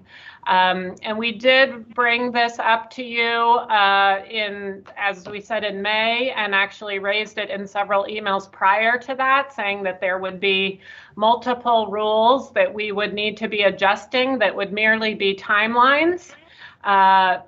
and giving districts a little more time to use their own local assessment data to put into their unified improvement plans. We try not to have unified improvement plans be just a box check. We try to have it be meaningful and thoughtful, and obviously the COVID situation has caused a lot of different reflection and learning loss. And so we wanted to give our districts time to assess that as students come back into fall, and use that information to make a meaningful unified improvement plan. Thank you. Board Member Flores, do you have any questions? I don't. Thank you. Board Member McClellan. None for me, Madam Chair. Thank you. Ms. Miranda, would you call the vote, please? Board Member Durham. Yes. Board Member Flores. Board Member Flores. What was the question? There's a motion on the floor to approve these rules. Yes. Thank you. Board Member Goff. Yes. Board Member McClellan. Yes. Board Member Rankin. Yes. Board Member Sheppel. Yes. Board Member Schroeder. Yes. That passes 7-0. Thank you. Next item on the agenda is a rulemaking hearing regarding proposed amendments to the rules for the administration of accountability for alternative campuses. A hearing to promulgate these rules was made known through the publication of a public notice through the Colorado Register and during the May State Board of Education meeting. Commissioner? Yes, thank you, Madam Chair. I believe I'm turning this back over to Katie. I should have just looked at you and realized that was the case. This second set of rule amendments staff is proposing is for CCR 30157 concerning alternative education campuses. The existing rules require schools that want to be designated as alternative education campuses and to be evaluated under the AEC school framework to submit data demonstrating their eligibility to be an AEC by July 1st of each year. This includes data showing that the school serves at least 90% students who qualify as high risk. And because of the nature of this data, with schools being closed this spring, districts indicated that they would be unable to gather and submit this data. The proposed amendment on page 2 in Rule 3.005 would not require districts to submit that data for this year, to allow schools that were designated as AECs in the fall of 2019 to retain their status next fall. It wouldn't prevent new applicants from submitting data and receiving the designation, but it would provide flexibility to, or reduce the burden for existing AECs. The language in proposed Rule 3.005 also would suspend the requirement for the department to evaluate AEC performance next fall, and this aligns with Executive Order 2020-007, which suspended the evaluation for all public schools next fall. And then finally, there are some technical, very minor cleanups, mostly involving capitalization of terms in the document. We also did not receive any comments on this set of rules, and we have staff available to answer questions. Thank you. I'd entertain a motion first, please. Madam Chair, I move to approve the proposed rules for the administration of accountability for alternative campuses, 1 CCR 301-57 as published in board docs. Thank you. That's a proper motion. Do I have a second? Second. Thank you, Board Member Sheffel. Now, any comments or questions? Board Member McClellan, do you have any comments or questions? None for me, Madam Chair. Thank you. Board Member Rankin. How many AECs do we currently have, and how many do we have that are going to be new? How many schools does this affect? Do we know? I'll turn that over to Marie if she's able to answer that question. Yes. Hi, good morning, board members. So we have around 90 AECs currently. I don't have the exact count. I can get that for you later on. And we are not actually anticipating that there will be any new AECs for the 2021 school year. No one has communicated or indicated that to us. Thank you. I appreciate that. You don't have to get me any more information. Around 90 I just had no idea. So thank you very much. Board Member Sheffel, have you any questions or comments? No, I don't. Thank you. Board Member Goff? No, thank you. Board Member Durham? No, thank you. Board Member Flores? No, thank you. Great. I think we're ready, unless I forgot someone, we're ready to call the vote, please. Board Member Durham. Yes. Board Member Flores. Yes. Board Member Goff. Yes. Board Member McClellan. Yes. Board Member Rankin. Yes. Board Member Sheffel. Yes. Board Member Schroeder. Yes. It passes 7-0. Thank you. Next item on the agenda is a rulemaking hearing regarding proposed amendments to the rules for the administration of the Public Schools Transportation Fund. A hearing to promulgate these rules was made known through the publication of a public notice through the Colorado Register and during the May State Board of Education meeting. Commissioner, is staff prepared to provide us an overview, please? Yes, thank you, Madam Chair. I'll turn this over to Melissa Bloom. Thank you, Madam Chair, Commissioner, and members of the board. This final set of rules, and our three that are related to the COVID-19 pandemic, 1 CCR 30114, rules for the administration of the Public School Transportation Fund. These specific proposed amendments are to section 2.021 as they relate to the deadline to submit the CDE 40 transportation reimbursement claim form. The amendment would allow districts a 1-month extension from August 15th to September 15th to submit that form upon request to CDE. While many districts had expressed the need for this extension due to the COVID-19 crisis, some districts had previously expressed a need to CDE for a similar extension. Therefore, this rule change would be permanent and would apply to future years as well as this coming year. If you have any other questions, staff is prepared to answer. Thank you. May I have a motion? There's no one here to testify, right, Ms. Bloom? No, no one's here to testify, Thank and you. we did not receive public comment on these rules either. Great. May I have a motion, please? Madam Chair, I move to approve the proposed rules for the administration of the Public School Transportation Fund, 1 CCR 301-14, as published in board docs. That's a proper motion. Thank you, Board Member McClellan. Is there a second? A second. Thank you. All right. Questions and comments. Board Member Sheffel, do you have any questions? I don't. Thank you. Board Member Goff? Your mic is off, but I read your lips. Board Member Durham? All right. Board Member Rankin? Board Member Rankin, microphone. Sorry about that. Sorry. No problem. On 2251-R-2.00, it says a district annually shall submit a form CDE-40 no later than August 15th. Upon request by a school district, CDE may grant an extension of this. Is that well known to the districts? That because I fear that someone, especially in my rural area, may want one, but if they aren't aware of this, is there a reminder or something the CD sends out to them? Because this is real important for my district, I believe. Thank you, Madam Chair. I'll ask Jennifer Oakes to respond to that. Yes, so if you pass this rule change, then this is something that we would communicate out to the districts.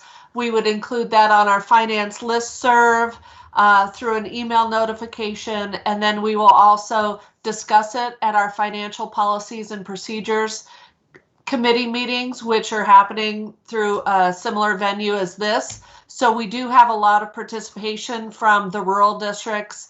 They're all on, I think our listserv has about 400, maybe more people. Recently, we've been having over 200 people attend our meetings, and we're having those more frequently now just because of all of the moving parts and pieces. So we'll do our best to make sure that that is communicated to all districts so they're aware of that. Thank you very much, Jennifer. I really appreciate that. Board Member Flores? No questions. Thank you. Board Member McClellan. None for me, Madam Chair. Thank you. Thank you. So my question is, why don't we just change it to September 15? I think that would be fine. I think districts would appreciate that as well. So the statute that is related to this does have us required to make the payments by October 15th. And so the September 15th deadline was tight related to that. But okay. I think we could do that as well. Well, Ms. Oaks, if we did that, if we changed to September 15th, that, and you're getting 178, I see you, Ms. Rankin, just a second. 178 reports, that does make it pretty tight, doesn't it? It would push up that requirement. So what we do when we get that, we do some analysis to make sure that the data seems reasonable. So we'll compare the mileage from last year, the current operating expenditures, to make sure there's not a significant variance. And we do have a lot of follow-ups with districts to say, your mileage has increased quite a lot. And sometimes it's justifiable, but sometimes it's a typo or an error. So there's a lot of back and forth with districts. Okay, I rescind my suggestion because it May sounds I to me ask a like. question? Yes, Ms. Flores. Yes. Go ahead. Why would you want to change it to October? I mean, from October 15th. The change was, it's not really a change. The deadline is August 15th with the opportunity, if we pass this rule, with the opportunity for a district to ask for an extension to September 15th. Oh, I see. So you're not wanting to change it arbitrarily? Nope. No. Trying not to. So it's, yeah, I see it now. Thank you. Board Member Rankin? I was concerned about, I agreed with you at first, but then I thought if there's a domino effect because we've always had it August 15th, putting this in optional, I think is the best way to do it. If we change things now, and they may come back to hurt us later on, but I like it. As you said at the end, just leave it the way it is. Yep, I rescind. Yep. Any other questions or comments, colleagues? Ms. Maramba, please call the vote. Board Member Durham? Yes. Board Member Flores? Yes. Board Member Goff? Yes. Board Member McClellan? Yes. Board Member Rankin? Yes. Board Member Scheffel? Yes. Board Member Schroeder? Yes. That passes 7-0. Thank you very much. Next item on the agenda is a rulemaking hearing regarding proposed amendments to the rules for the administration of concurrent enrollment, 1 CCR 301-86. A hearing to promulgate these rules was made known through the publication of a public notice through the Colorado Register and during the March State Board of Education meeting. Commissioner, is staff prepared to provide an overview, please? Yes, thank you, Madam Chair. I'll turn this over to Misty Ruthven. Thank you so much, Commissioner Anthus. Good morning again, Madam Chair, Mr. Vice Chair, Commissioner Anthus, and members of the board. It's nice to see you, Misty Ruthven, Executive Director of Student Pathways. Today's rulemaking hearing is for the rules for the administration of concurrent enrollment, which supports the program to assist school districts and charter schools in partnering with colleges across our state to offer college courses and to high school students. A majority vote today is the requested action to implement these rules. These rules are unrelated to COVID-19, and the prior notice of rules came before you in March. These are technical changes to existing rules in Senate Bill 19-176 from last year's legislative session in 2019. And those updates include the definition of concurrent enrollment to align with statute, which includes the change for all school districts and charter schools to offer concurrent enrollment. It defines the number of post-secondary credits for enrollment status for full and part-time students for high school.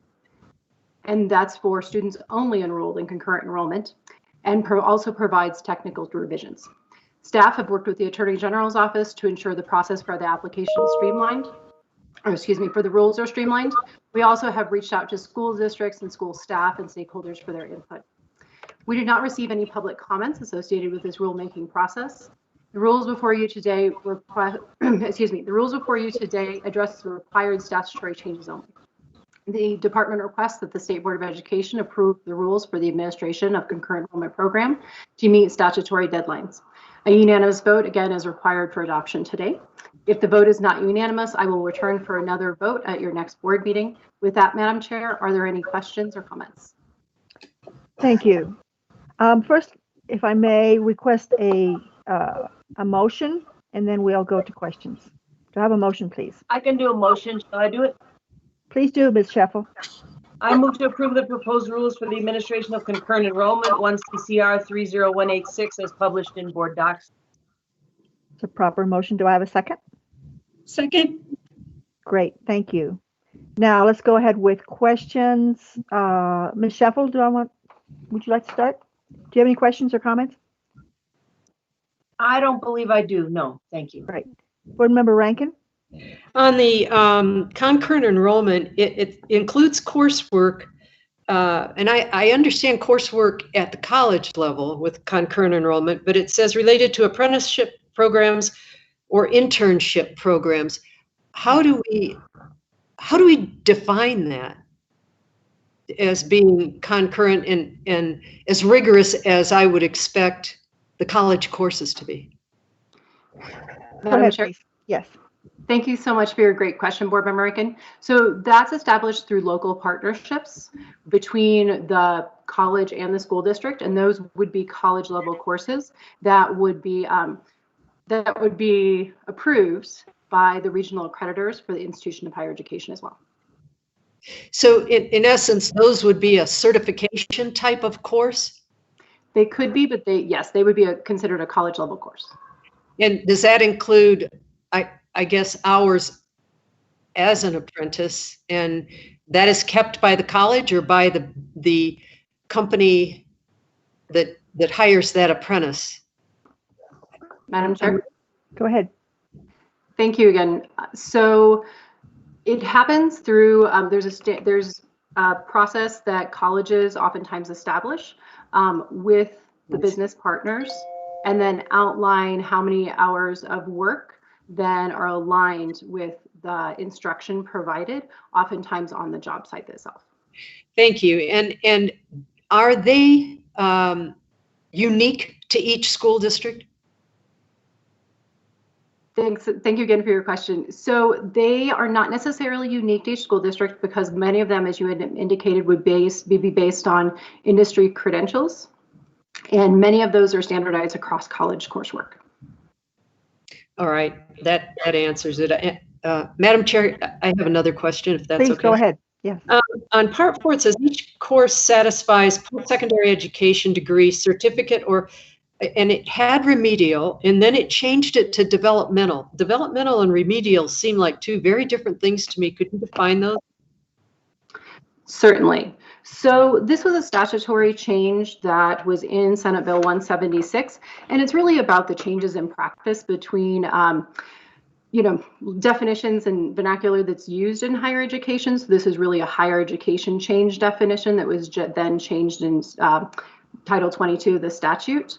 And so it essentially means very similar things, except for developmental education and higher education can also include essentially tutoring in alignment with a credit-bearing course for college. So whereas remedial education was a separate course previously, that would be not yet a college level course for credit. Does that help? So there still are the remedial, which is a full course of getting people up to speed for the next step.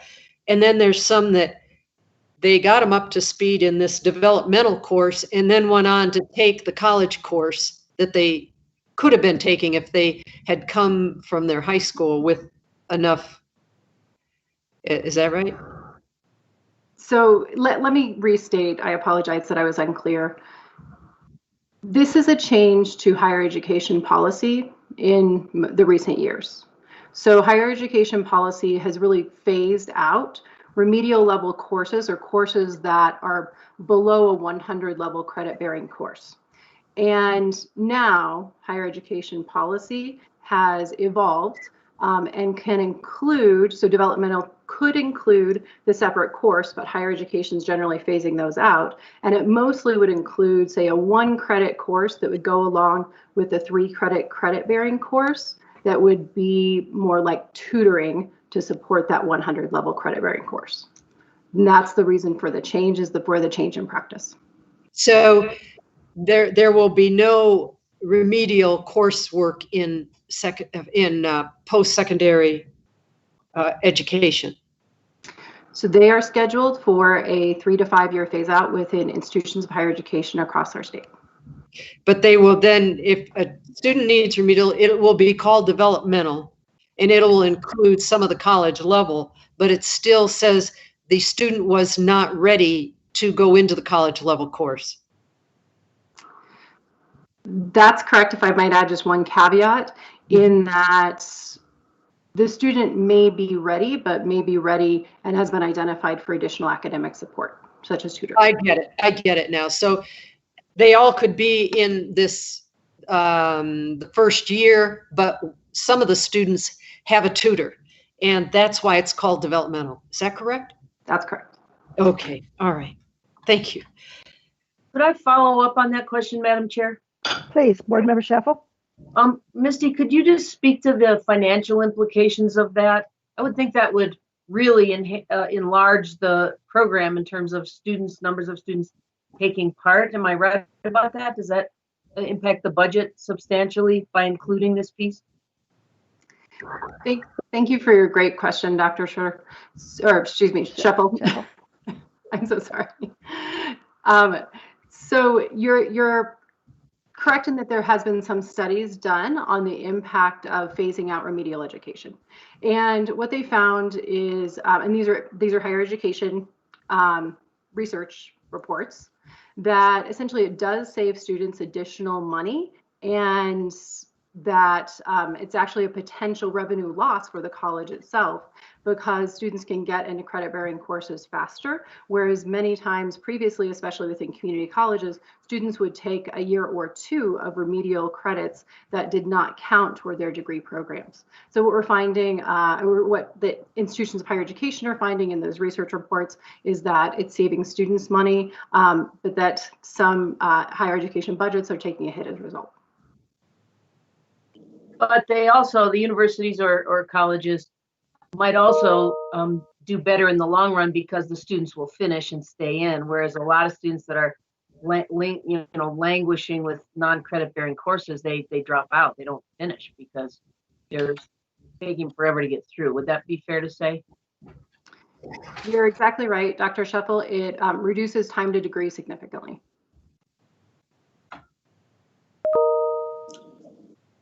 Board Member Flores, do you have any questions?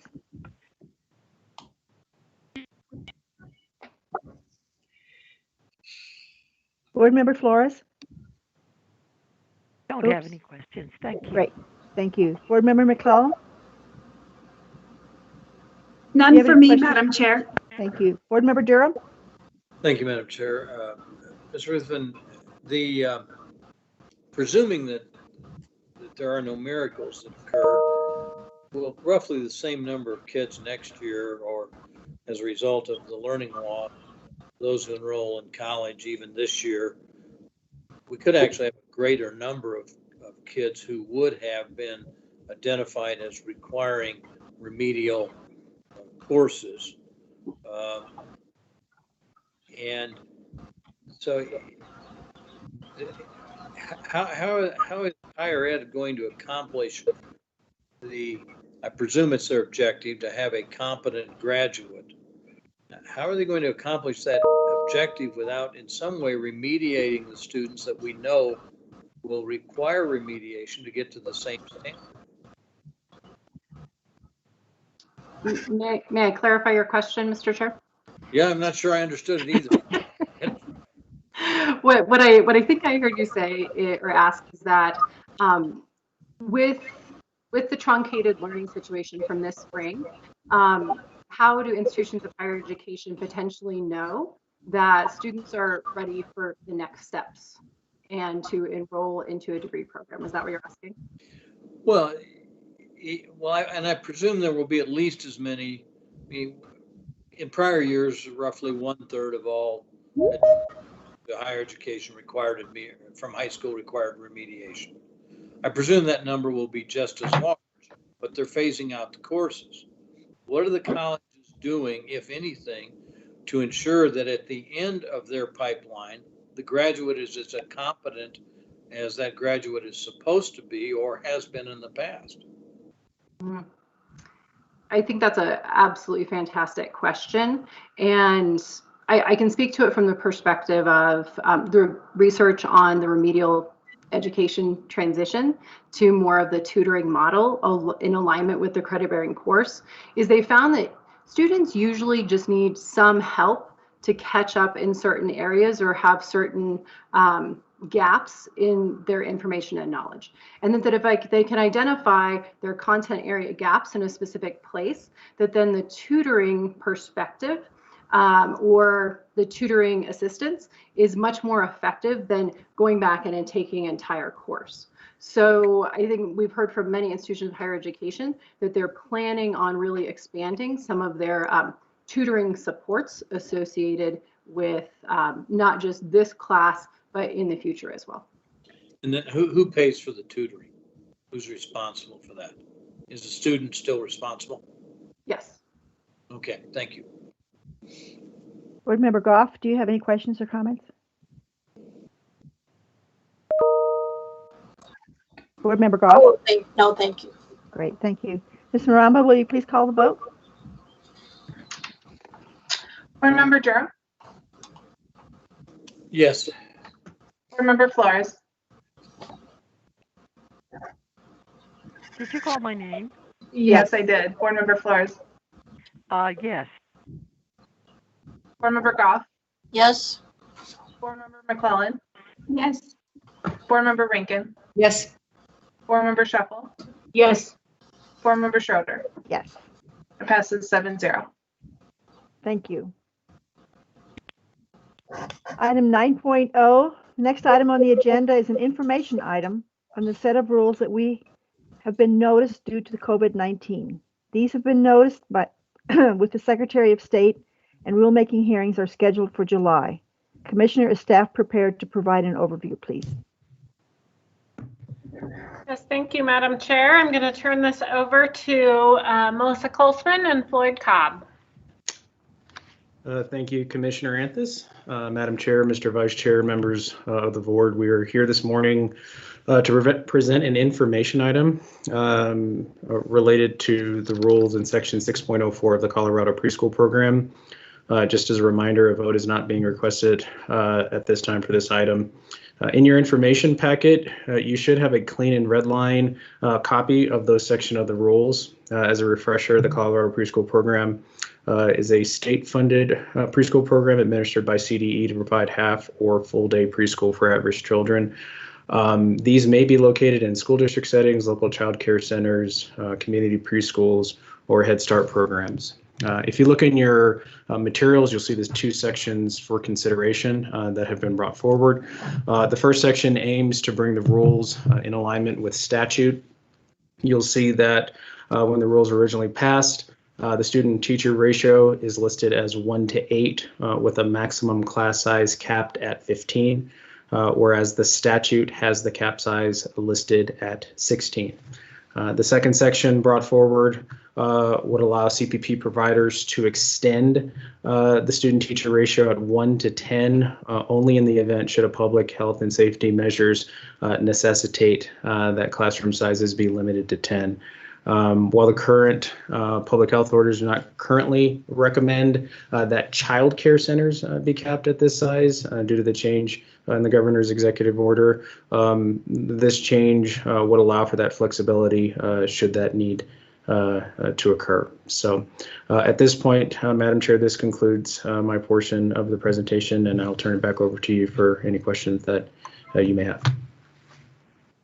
Thank you, Mr. Cobb. I'll go down the line so that you can ask questions or make comments. Board Member Flores? I don't have a question. Thank you. Board Member McClellan? No Microphone. question for me. Oh, okay. Thank you. Board Member Goff? All questions. At some point down the road, not today necessarily, I'd like to probably talk to Dr. Floyd about this a little deeper, particularly when we know more about exactly what kind of class size number we might be looking at. Okay, Board Member Rankin? Nope. Board Member Durham? No, ma'am.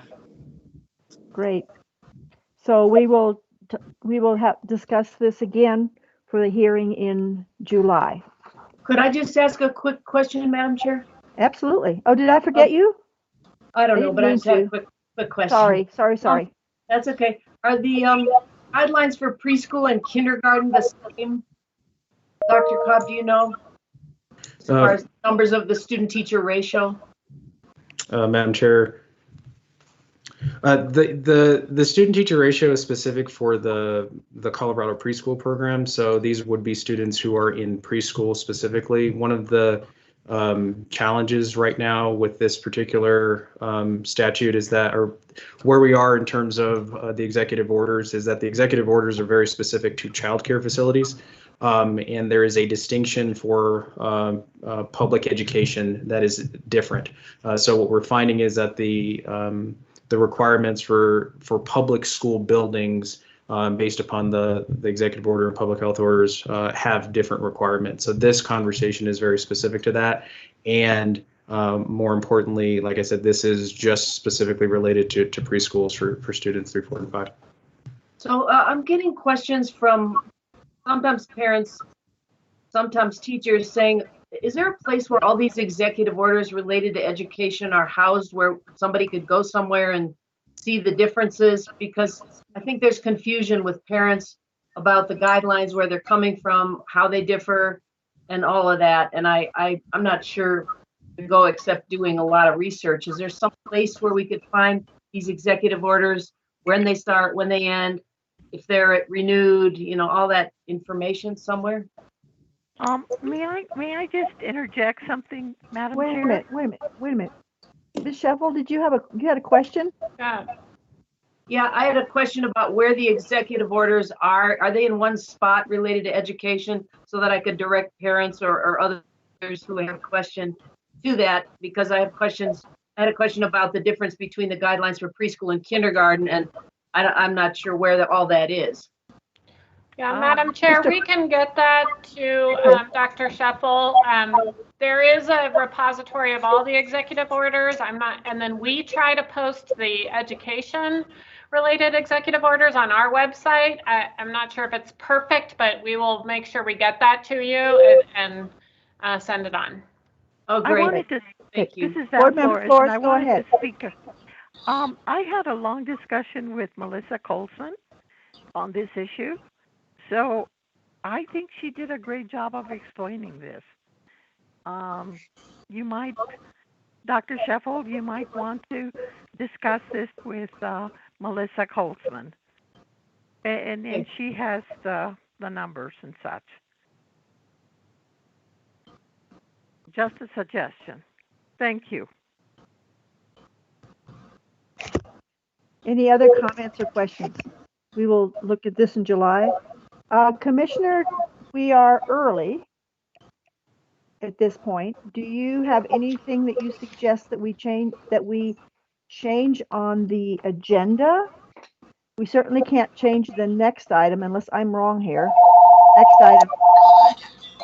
Well, Madam Chair, I'm not sure if any of my team, I haven't been able to check with them, so I'm sort of checking with them live, are ready to address some of Board Member Rankin's questions on the consent agenda. Is anybody ready with that information from my team? Or could we come back early from lunch to address it? Yeah. I see Melissa coming back on, but then she left, so maybe not. I thought you wouldn't notice if I quickly went away. No, I think we're still compiling that information. We can try to get that for after lunch if that would be helpful. Problem. Dr. Colesman, would it work for us to come back a little bit earlier than scheduled? We were scheduled to come back at 1.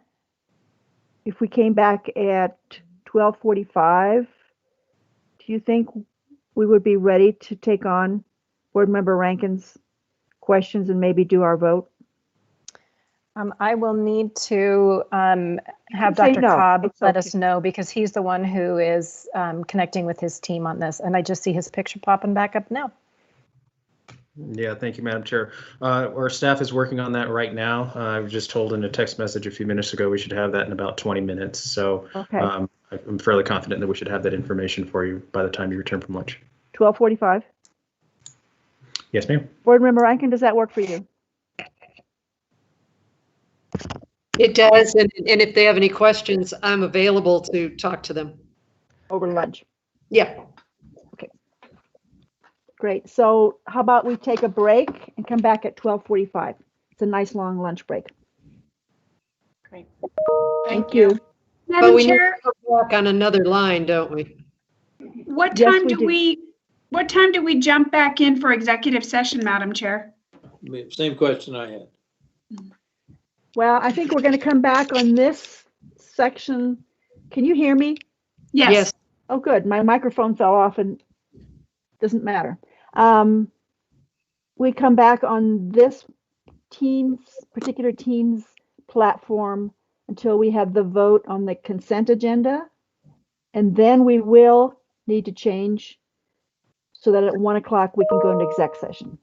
Ms. Morano, do I have that right? That's correct. Or what you could do is go into executive session and then go into your afternoon meeting and take up your consent agenda and then the ECA hearing.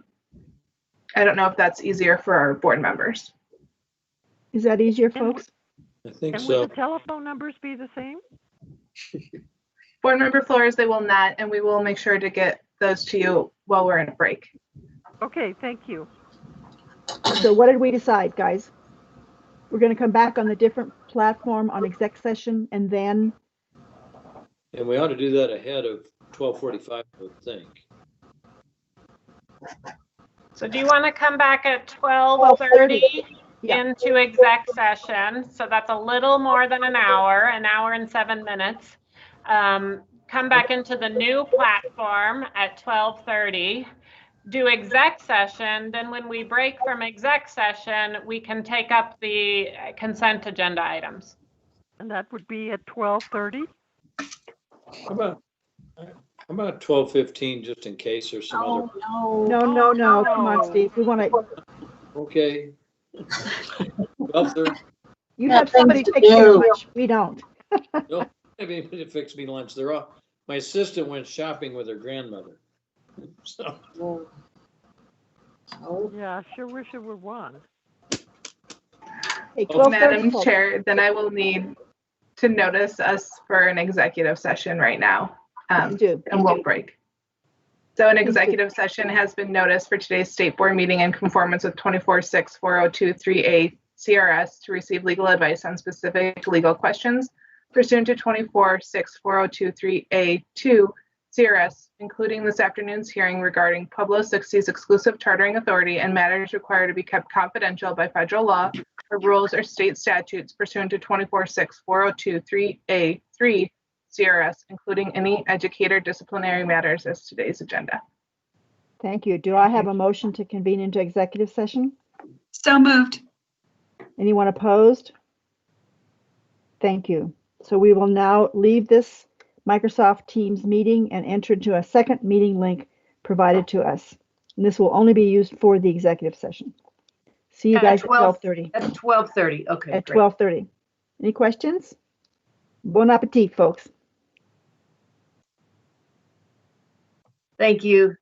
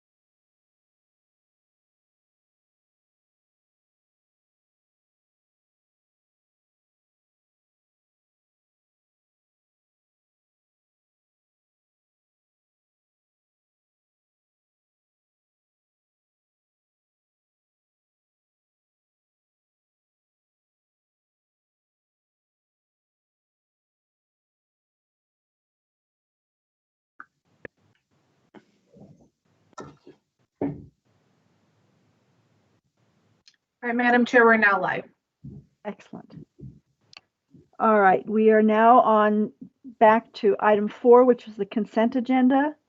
Board Member Rankin pulled a number of items. We just she just agreed that item 4.01 would go back on the consent agenda. Is that correct, Board Member Rankin? Yes, that's correct. So how about 4.02? That one, no, that one I will still, it has to do, well, it has to do with the questions of the professional development. And I feel, and I emphasize the READ Act on all that, of course. And I think maybe because we are not in session right now, maybe some of my questions cannot be answered. I am not sure on that, especially with the waivers for the evaluation, teacher evaluations of the charter schools, getting copies of just the form, not the teacher evaluation. So some of these things just cannot be answered, but 4.01 was answered. Was answered. 4.02 is about the literacy grants. Yep, professional development. So Board Member Rankin, I think we do have Melissa Colsman on the line. Melissa, could you answer any of those questions? So yes, Chairwoman Schroeder? I think so, yeah. Okay. So, great. So Dr. Board Colsman, Member, go forth. Yeah, Board Member Rankin. So we did send some information that Ms. Maramba shared with you regarding the recipients of those grants, including which of the grant programs that the individual schools are committing to use. And we've also included information in all of the links to our website, which shows the approved professional development. You know, Ms. Colsman, I've been on that site like yesterday, and I only saw 3 programs that were approved. Maybe I'm missing something, but maybe more have been added in. Sorry, I froze up for a minute there. I thought either all of you froze or it was me. It was you. This time it was you. So are there more than 3 on the site that are acceptable for professional development? So there's kind of 2 categories for professional development. We reviewed one set of providers with respect to the 45-hour requirement that all K-3 teachers would need. So that was a review of those providers' proposals that ensured that they met each of the criteria that was spelled out in the rules that you all voted on earlier this spring, which included alignment with the licensure requirements, the 45 hours, and so on. There's also another kind of bucket of professional development that is approved for use within early literacy programs, which is specific to helping them with school-wide literacy programs based on the science of reading. So, so the programs that the early literacy grant were pulling from were those that are specifically approved for the early literacy grant. So do they include the 3 letters and the 2 others that are on the website? It's those 3 plus additional ones. Is that what you're saying to me? I believe that's true, and Dr. Cobb is also on this line, and he can confirm that. Board Member Rankin, yes, that is correct. The 2 separate lists are just basically the differences in providers. And so we can certainly provide you a link so you can get a real clear view of exactly how they're different. Now, I know the 3 that I had seen, and I have reviewed those. These other ones that are for the early literacy grant, to me, should be the science of teaching reading. And from what you said this morning, I thought that's what they were, but I have not had a chance to review them. How many are there? And when were they put up?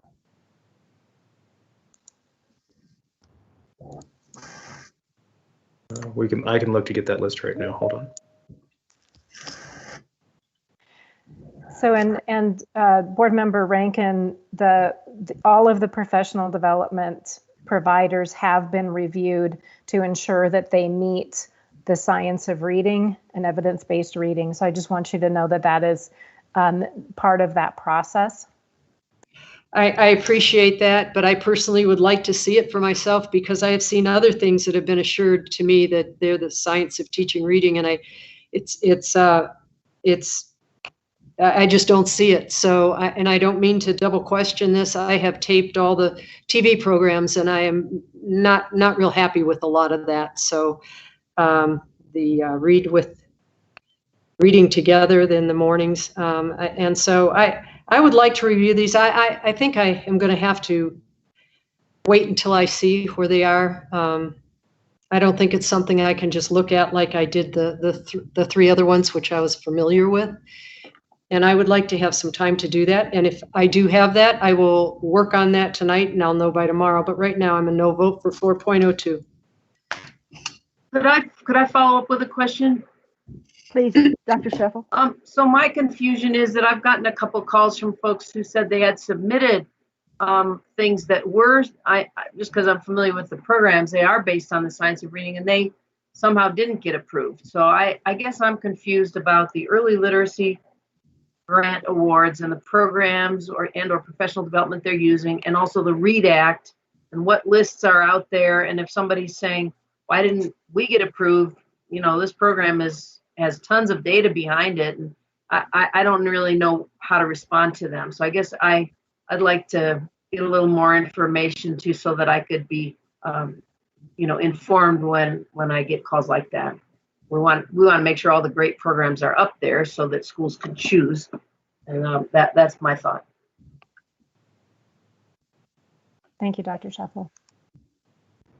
So we'll pull 0.02 and possibly address it tomorrow late or in June. Well, this is June, so it would have to be July. Oh, oops, sorry. And I just want any clarification from staff on if we would be missing a statutory deadline, how this would impact the districts. I think to this point, we have really gone through the process that the board has outlined with the criteria that you all have approved. And we have a review process with experts that have done this. And so I just want to be sure, knowing that school is starting and this professional development needs to be occurring this summer, that we can push it to July if we need to. But you don't prefer to, or you prefer not to, I should say. So I think where we're running up against an issue is that we have funds that are allocated for this fiscal year, and we have through the end of June to disperse those funds. And so putting this on the July agenda would not allow us to use those funds. So Dr. Sheffel, could you provide input this afternoon? Yeah, I just need, if you could just tell me what programs are approved for which ones of these things in what categories, and then tell me how you decided and talk to me about, and I did talk to you about one of them, Melissa, right? And then there was another one that called me. How do some of these programs that I know are really research-based are getting not on the list? Is it a timing issue? Was it what is it? So, I mean, we can talk offline about that, but if you can just get info to me, I'll look at it. Okay. And Dr. Sheffel, may I ask just a clarifying question? Are you talking about professional development only, or are you talking also about instructional programs? Well, in terms of the early literacy grant awards, it's both, isn't it? That are in those, they're both things that are in those applications. So the grants that you have before you today, one is a specific grant just for professional development. So this was a carve out in the 2018 legislation, which provides grants that are only for professional development. So it's not the comprehensive grant. So that's one of the categories. The other categories of grants that you would be voting on are sustainability grants, which is looking at schools that have been early literacy grant comprehensive programs over time and have shown results, and they want an additional year of funding to be able to plan for sustainability beyond the programs. So we don't have to worry about everything right now. We could do that later. But what we're voting on is the professional development and the sustainability one-year extension grants. Exactly. And the sustainability. Right. And it would be, something that we could do maybe for, July or August would be a larger presentation to let you know what is the process that we used for the instructional programs and how did that go, as well as the other pieces, so that you feel more comfortable with that. Right. Okay. Yeah. So if you could just get information then just associated with this vote, then that works for me. Great. Then I'll look at it tonight or after the meeting. Okay. Board Member Rankin? Yes. What are your needs in order to be able to address 0.02? 4.02 is similar to what Dr. Scheffel said. Evidently, I've been sent the other programs that are acceptable. And I just want to add in that, this READ Act and these new ways of teaching, we have to be very careful and very specific at the front end of this, because if we get it wrong now, we'll be getting it wrong later, and it'll only show up when the 40% of the students are the only ones that are proficient. So that's what I'm real concerned about. I'm sure Dr. Scheffel is too, but if we're getting the same information this afternoon that we can go over, we probably would agree tomorrow on an answer, either pro or con. But right now, until I have that, I want to make sure that I understand it. Great. Okay, Board Member Rankin, 0.03. Listen, the rest of them, the main emphasis was on that waiver, and because they're not in school, the teachers, they can't get a hold of them. I can't get an example of that, so I guess I'll just have to keep those pulled until I get it. And so those have not been resolved. Do you want to pull Bill, do you want to say something? Were you able to get anything? Yeah, I can provide an update on both. So on 4.04, I was able to connect with the school leader, and they have committed to providing the evaluation rubric. They were not at a location where they could access it right now. It's possible we could have it tomorrow, or it may be possible that they just commit to providing it for you. But they did commit that they are happy to share it and will provide it. On 4.14, I spoke to the school, and this is a new school, so they are opening up new this year. And they said that they would like their waiver to be considered as the replacement plan as the guardrails for what they commit to. But their intent is actually to begin this year by utilizing the state model rubric. And then they're hiring a coach to work with their board and their school principal over the course of the year to be trained on their evaluation process. And then they're seeking the waiver so that they have flexibility to make adjustments over the next 5 years, which is the term of their contract. And so what they requested is to consider what they have so that they would have the flexibility to adapt their rubric over the term of the contract. So that's a little confusing. If I heard you correctly, they were going to adopt the state rubric, but be able to be flexible with that in how they use it or whether they use it for the next 5 years. Is that correct? They said that they will start this year by utilizing the state rubric, and then they would like to have the waiver in place so that they could adjust it over time. Do you feel comfortable with that? Adjusting? I don't know how they'd adjust it. Might the next year be we're going to adjust it by doing away with it, or what? Well, they would be restricted by the guardrails that they put into their replacement plan. So in the replacement plan, they make statements like it will include quality standards that are clear and relevant to the administrator and teacher roles. It will have the goal of improving academic growth. It will meet the intent of the quality standards of Senate Bill 191. And all evaluators will receive training in the system before they do evaluation. And then we will have a copy of that in 5 years, or as this is adjusted and changed, they automatically, because of this waiver, can adjust it any way they want. Yes, so the granting of the waiver would give them flexibility to adjust it over time.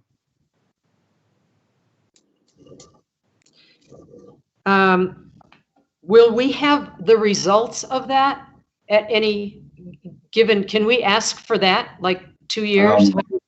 They would have, so this waiver requests the waiver from reporting as well. So they would not have a requirement to submit their evaluation ratings to the state.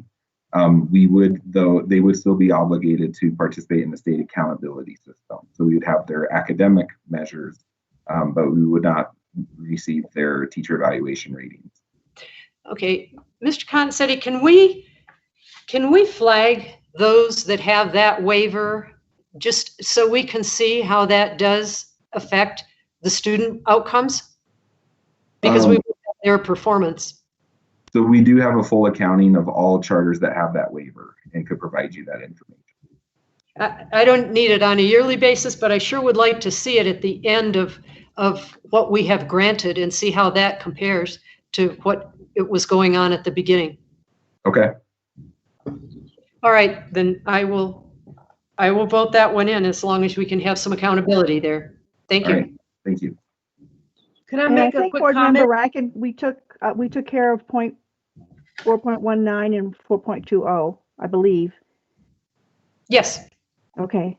Someone just spoke up and I'm not sure who it was. I was wondering if I could just make a comment. Please, Dr. Sheffel. I was just thinking, isn't the intent of the charter school law with respect to these waivers the idea that the real outcome measure is student achievement? So if charters are responsible for student achievement, which they are, which all schools are, then they're seeking flexibility in how they evaluate the teachers, and the real rubber meets the road when we get the data on the student achievement. So I guess although it's good for us to look at different ways charters are evaluating teachers and such, I still think that the accountability pieces with student achievement, which we have, but I understand your desire to look at what they're doing apart from the state system, but I guess I feel like we do have a lever for accountability that's much greater in student achievement.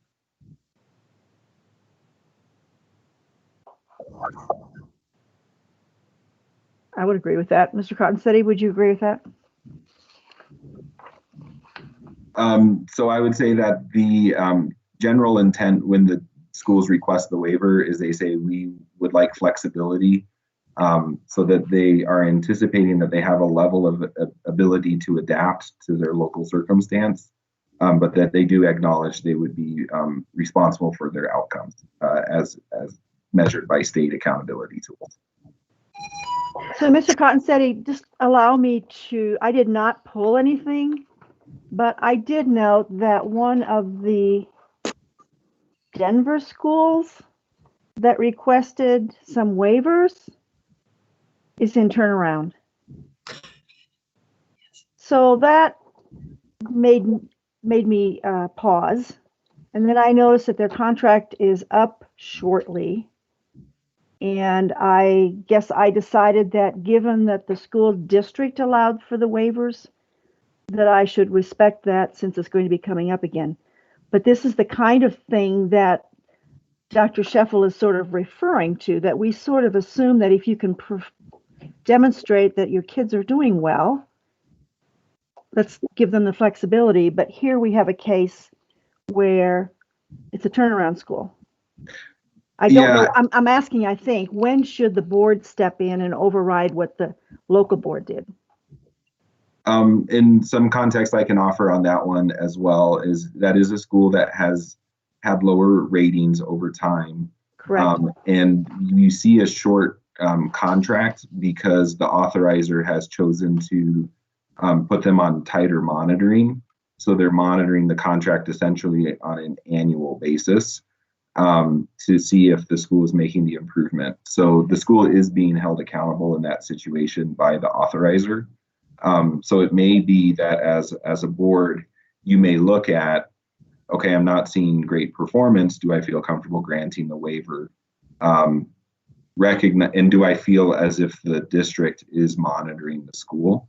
So in that situation, and in all situations, when the waiver request comes to the district or to the state, what would have preceded that is a review by the district and approval by the local board to say, yes, we feel comfortable with continuing these flexibilities.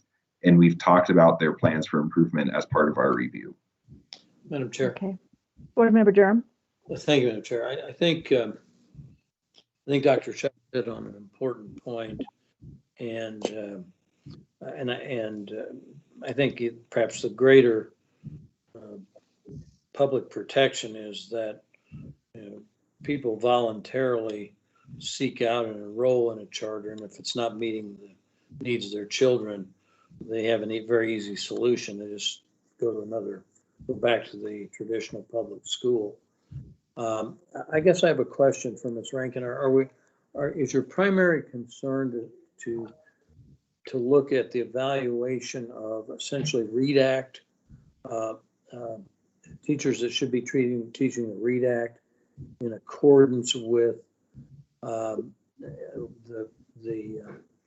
scientific provisions that we have tried to establish? Is that the fundamental concern? Because if I look at Liberty High School and Bob Schaefer's group, I know he has a waiver from this particular requirement. I don't know what he does, but it must be good given the result. So I don't know that I necessarily want to spend time looking at his waivers. And certainly if the school district is okay with that, then I think that's an extra double check, and the parents are obviously okay because they have a waiting list. So what are we trying to review? What are you trying to review? Is it READ Act primarily? No, I'll tell you what I'm looking at is they're doing something different than what we have at the state. And what are they doing? And if we have so many of them, are they all different or are some similar? And are the ones, maybe there's a certain some that are proving more results. And it could be that their teachers have been trained in the READ Act and the outcomes are better for the students. Therefore, probably the teachers feel better about what they're doing because they're seeing some positive results. I don't know, but I'm just saying, do we have every school doing something differently, or are some of these rubrics just the same but different than their own districts? And if it's something that makes a difference in student outcomes, no matter what it is, I think we need to highlight these ones that are having a lot of success and sharing maybe the rubric with some of the ones that are just requesting waivers but really don't have direction. I'm not sure. That almost sounds more like a research project for Mr. Cottonsetti, and I know he's short of things to do. Because I think it would be valuable to see if somebody has a better mousetrap out there when it comes to reviewing teacher performance. And I wouldn't doubt that there are better mousetraps out there. I don't know if we can discover them by, at least certainly it's beyond my expertise, I know that, but the READ Act, you and Dr. Sheff have the expertise to evaluate it in that regard. And maybe there's a way to get that accomplished without delving into these waivers. I mean, you can approve the waivers and still delve into the methodology. And I think if I don't miss my guess, you want to see what they're doing, which is a perfectly reasonable request. And I think Mr. Khan said, don't they have to tell us? I mean, if you ask for exactly what they're doing, they have to give it to you, right?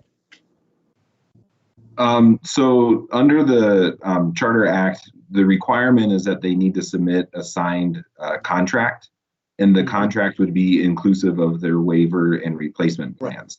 However, the plans are a little vague, I take it. right.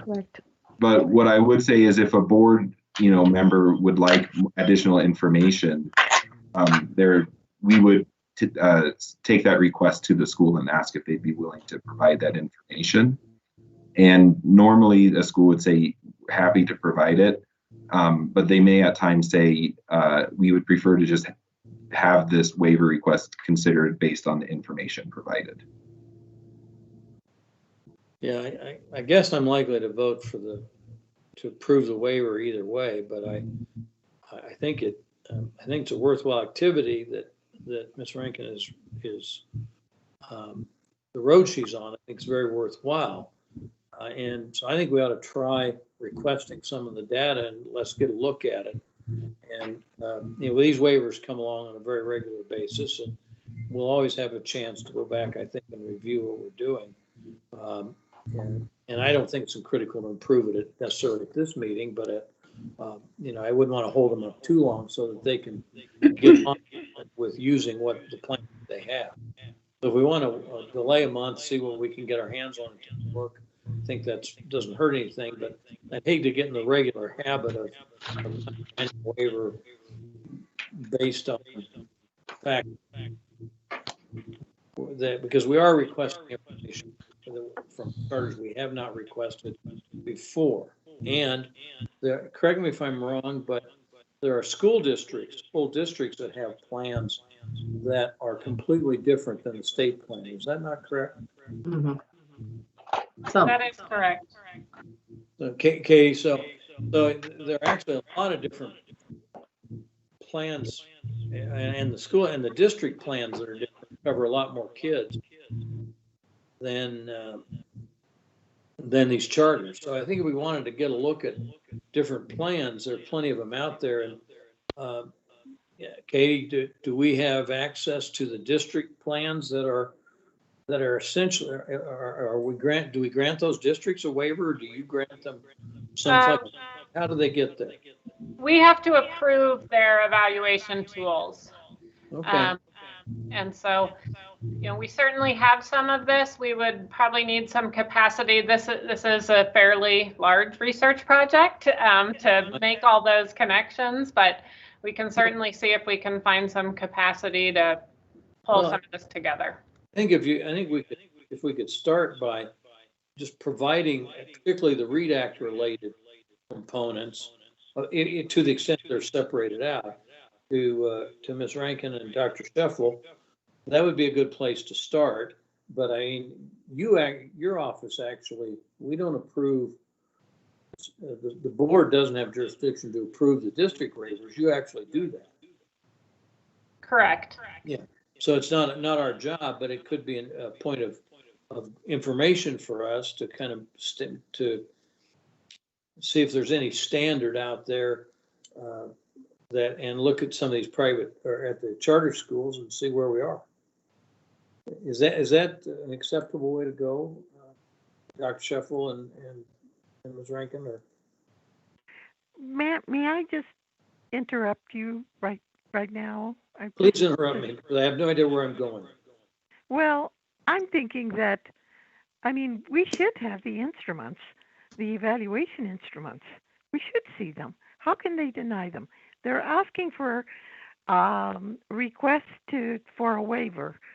So if they're asking for additional waivers, and this is included, we should be able to see whether we want to waive it or not, and whether it falls under, the rubric for the evaluation instrument. And I think Ms. Rankin is correct, and Dr. Sheffel is correct. We always ask for them. We ask for them for early childhood if they're using a different instrument. But I agree with you, Steve, that what happens is And maybe indeed there are some better instruments out there. And isn't the whole thing about charter schools is to look at what they're doing differently so that we can kind of bring that to the fore, and if they're better, why not, see if they're better. But we'll never get to that point if we don't see them. Yeah. Madam Chair, may I respond? My thought would be this, I guess, I'm sorry if there's an echo. I don't want to micromanage these charters. I mean, I think under the law, they have flexibility. We have a bigger question, which is, hey, who's doing something better maybe than the state system? So that's an interesting question that we can put out there for others to look at. But I guess I feel like this is a waiver by law. Charters can apply for it. They're held accountable on the back end with achievement. They're also held accountable by their authorizing district. So I'd like to let the system work in that respect, give them the flexibility they request. And then as a research project over time, when there is time, I think right now everybody's probably pretty pressed for time, but it's a good question to be asking at some point, which is, what are the best evaluation tools out there and how can other districts benefit from them? I think approving these waivers makes good sense.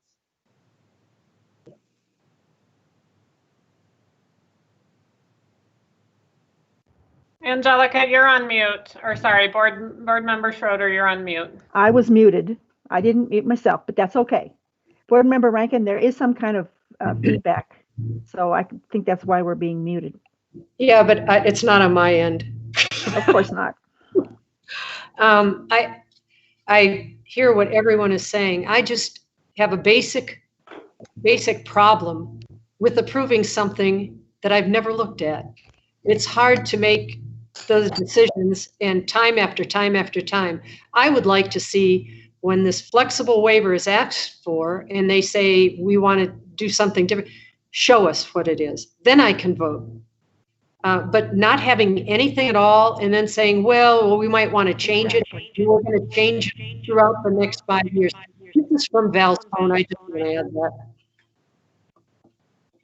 So which one of these are we on at this point? Where are we? Well, I agree with Ms. Rankin. I agree that if they're asking for a waiver, we should see the instrument. And we've always asked to see the instrument. And I don't know why we're not doing that right now. We've requested the replacement plan, folks, not the instrument. There is a certain limitation to how much micromanaging we should be doing. Well, the thing is that in cases before, we've always asked that they provide a thorough, information, and that would be the instrument or whatever plan they have to replace what has been stated. You yourself said that you wanted to kind of do what the replacement plan is not the same as the instrument itself. Unless I'm wrong, folks. Well, it could be an instrument, it could be a plan, but whatever, they should provide that. Or else why ask for waivers? It just seems Commissioner, redundant. help us out here because my recommendation would be for you to call the vote on the consent agenda with the items removed that I think Board Member Rankin would like more information on the early literacy grants for tomorrow.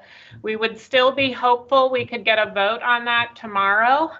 And then I think Board Member Rankin expressed that with Mr. Cottonsteady's assurance that the school was willing to give this, that maybe she would be able to vote on this. I think the bigger discussion you all are having, we need to have at a different board meeting so that we can get clear on what we are asking our charter schools,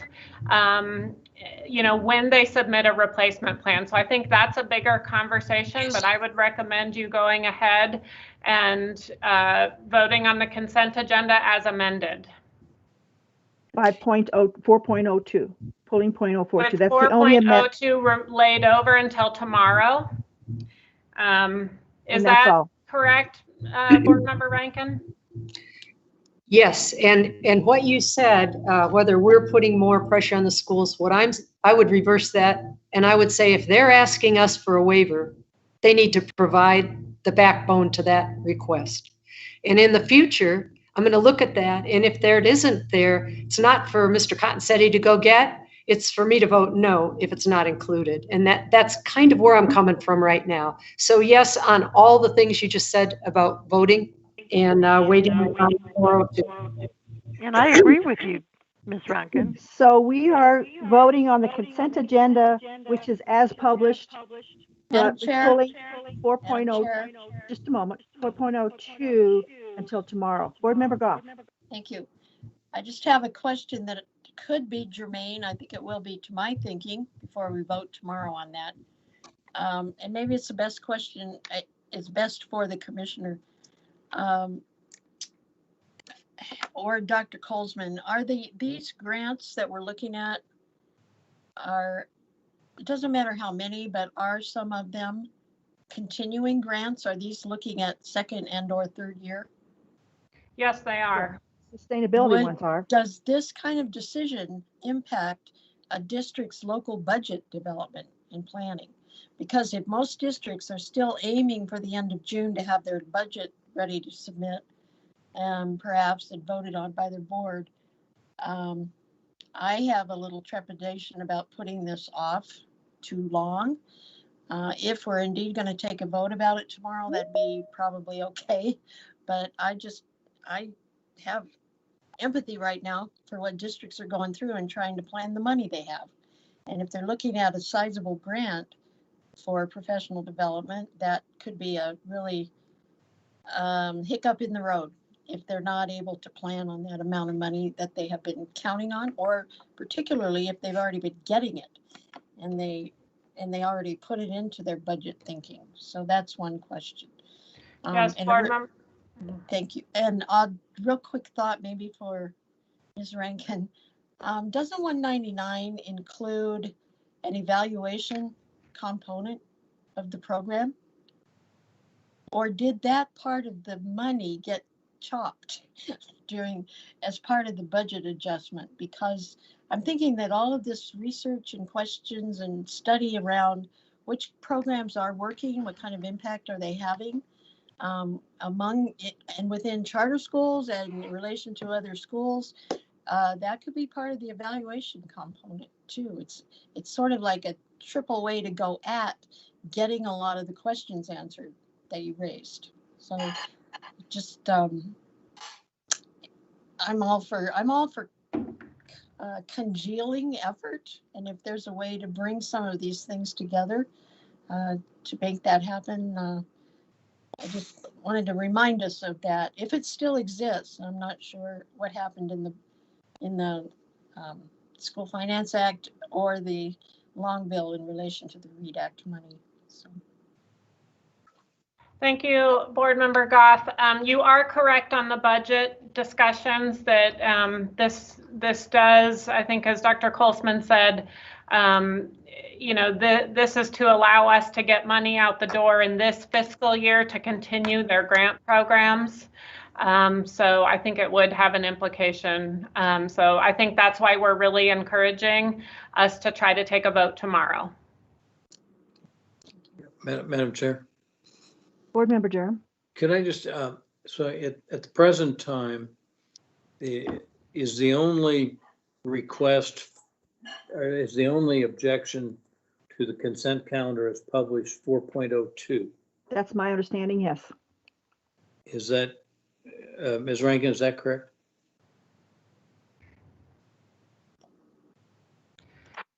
You're muted. Board I'm Member sorry. Rankin, there you go. Okay. There you go. Mr. Durham, you're correct on that, and I am assuming Mr. Cottonsetti is going to get the information that I requested that other districts, since they're not in session, when they get in session or when they come back, and those revolve around those waivers. And just to quickly address what Board Member Goff said They depend on the money because they want to start on their professional development. My argument for that would be, we don't want them to start on professional development that is not professional development that goes along with the science of teaching reading.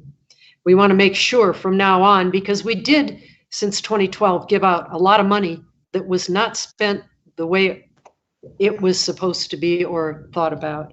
Anyway, I just think that's where 402 is. And again, that's the only one that I am pulling till tomorrow. Good. I agree with pulling. So I would then move that we approve the consent agenda as published with the exception of item 4.02. Second. Okay. Ms. Miranda, would you please call the roll? Call the vote. Board Member Durham. Yes. Board Member Flores. Yes. Board Member Goff.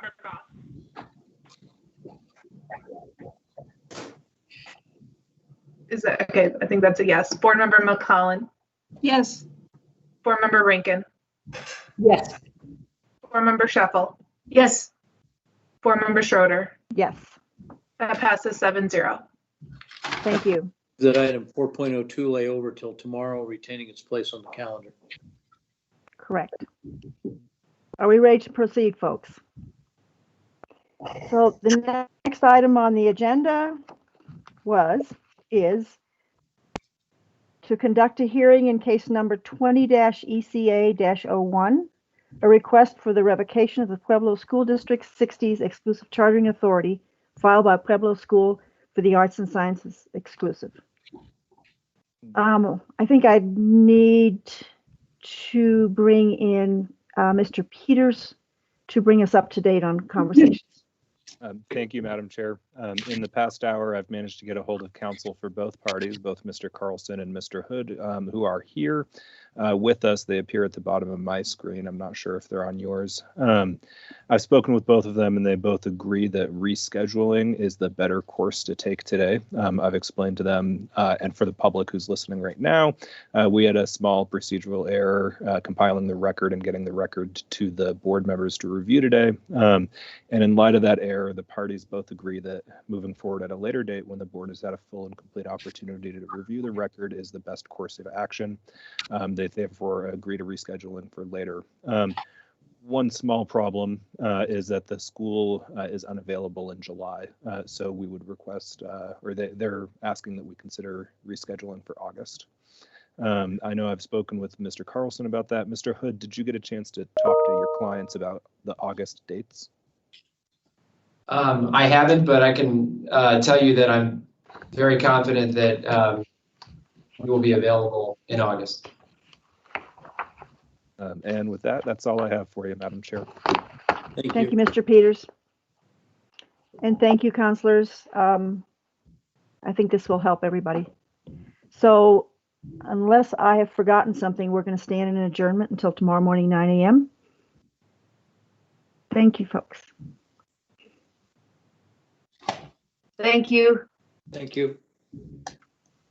And if I can recommend that we get on at about 10 to 9, that might help because we seem to be having glitches now and then.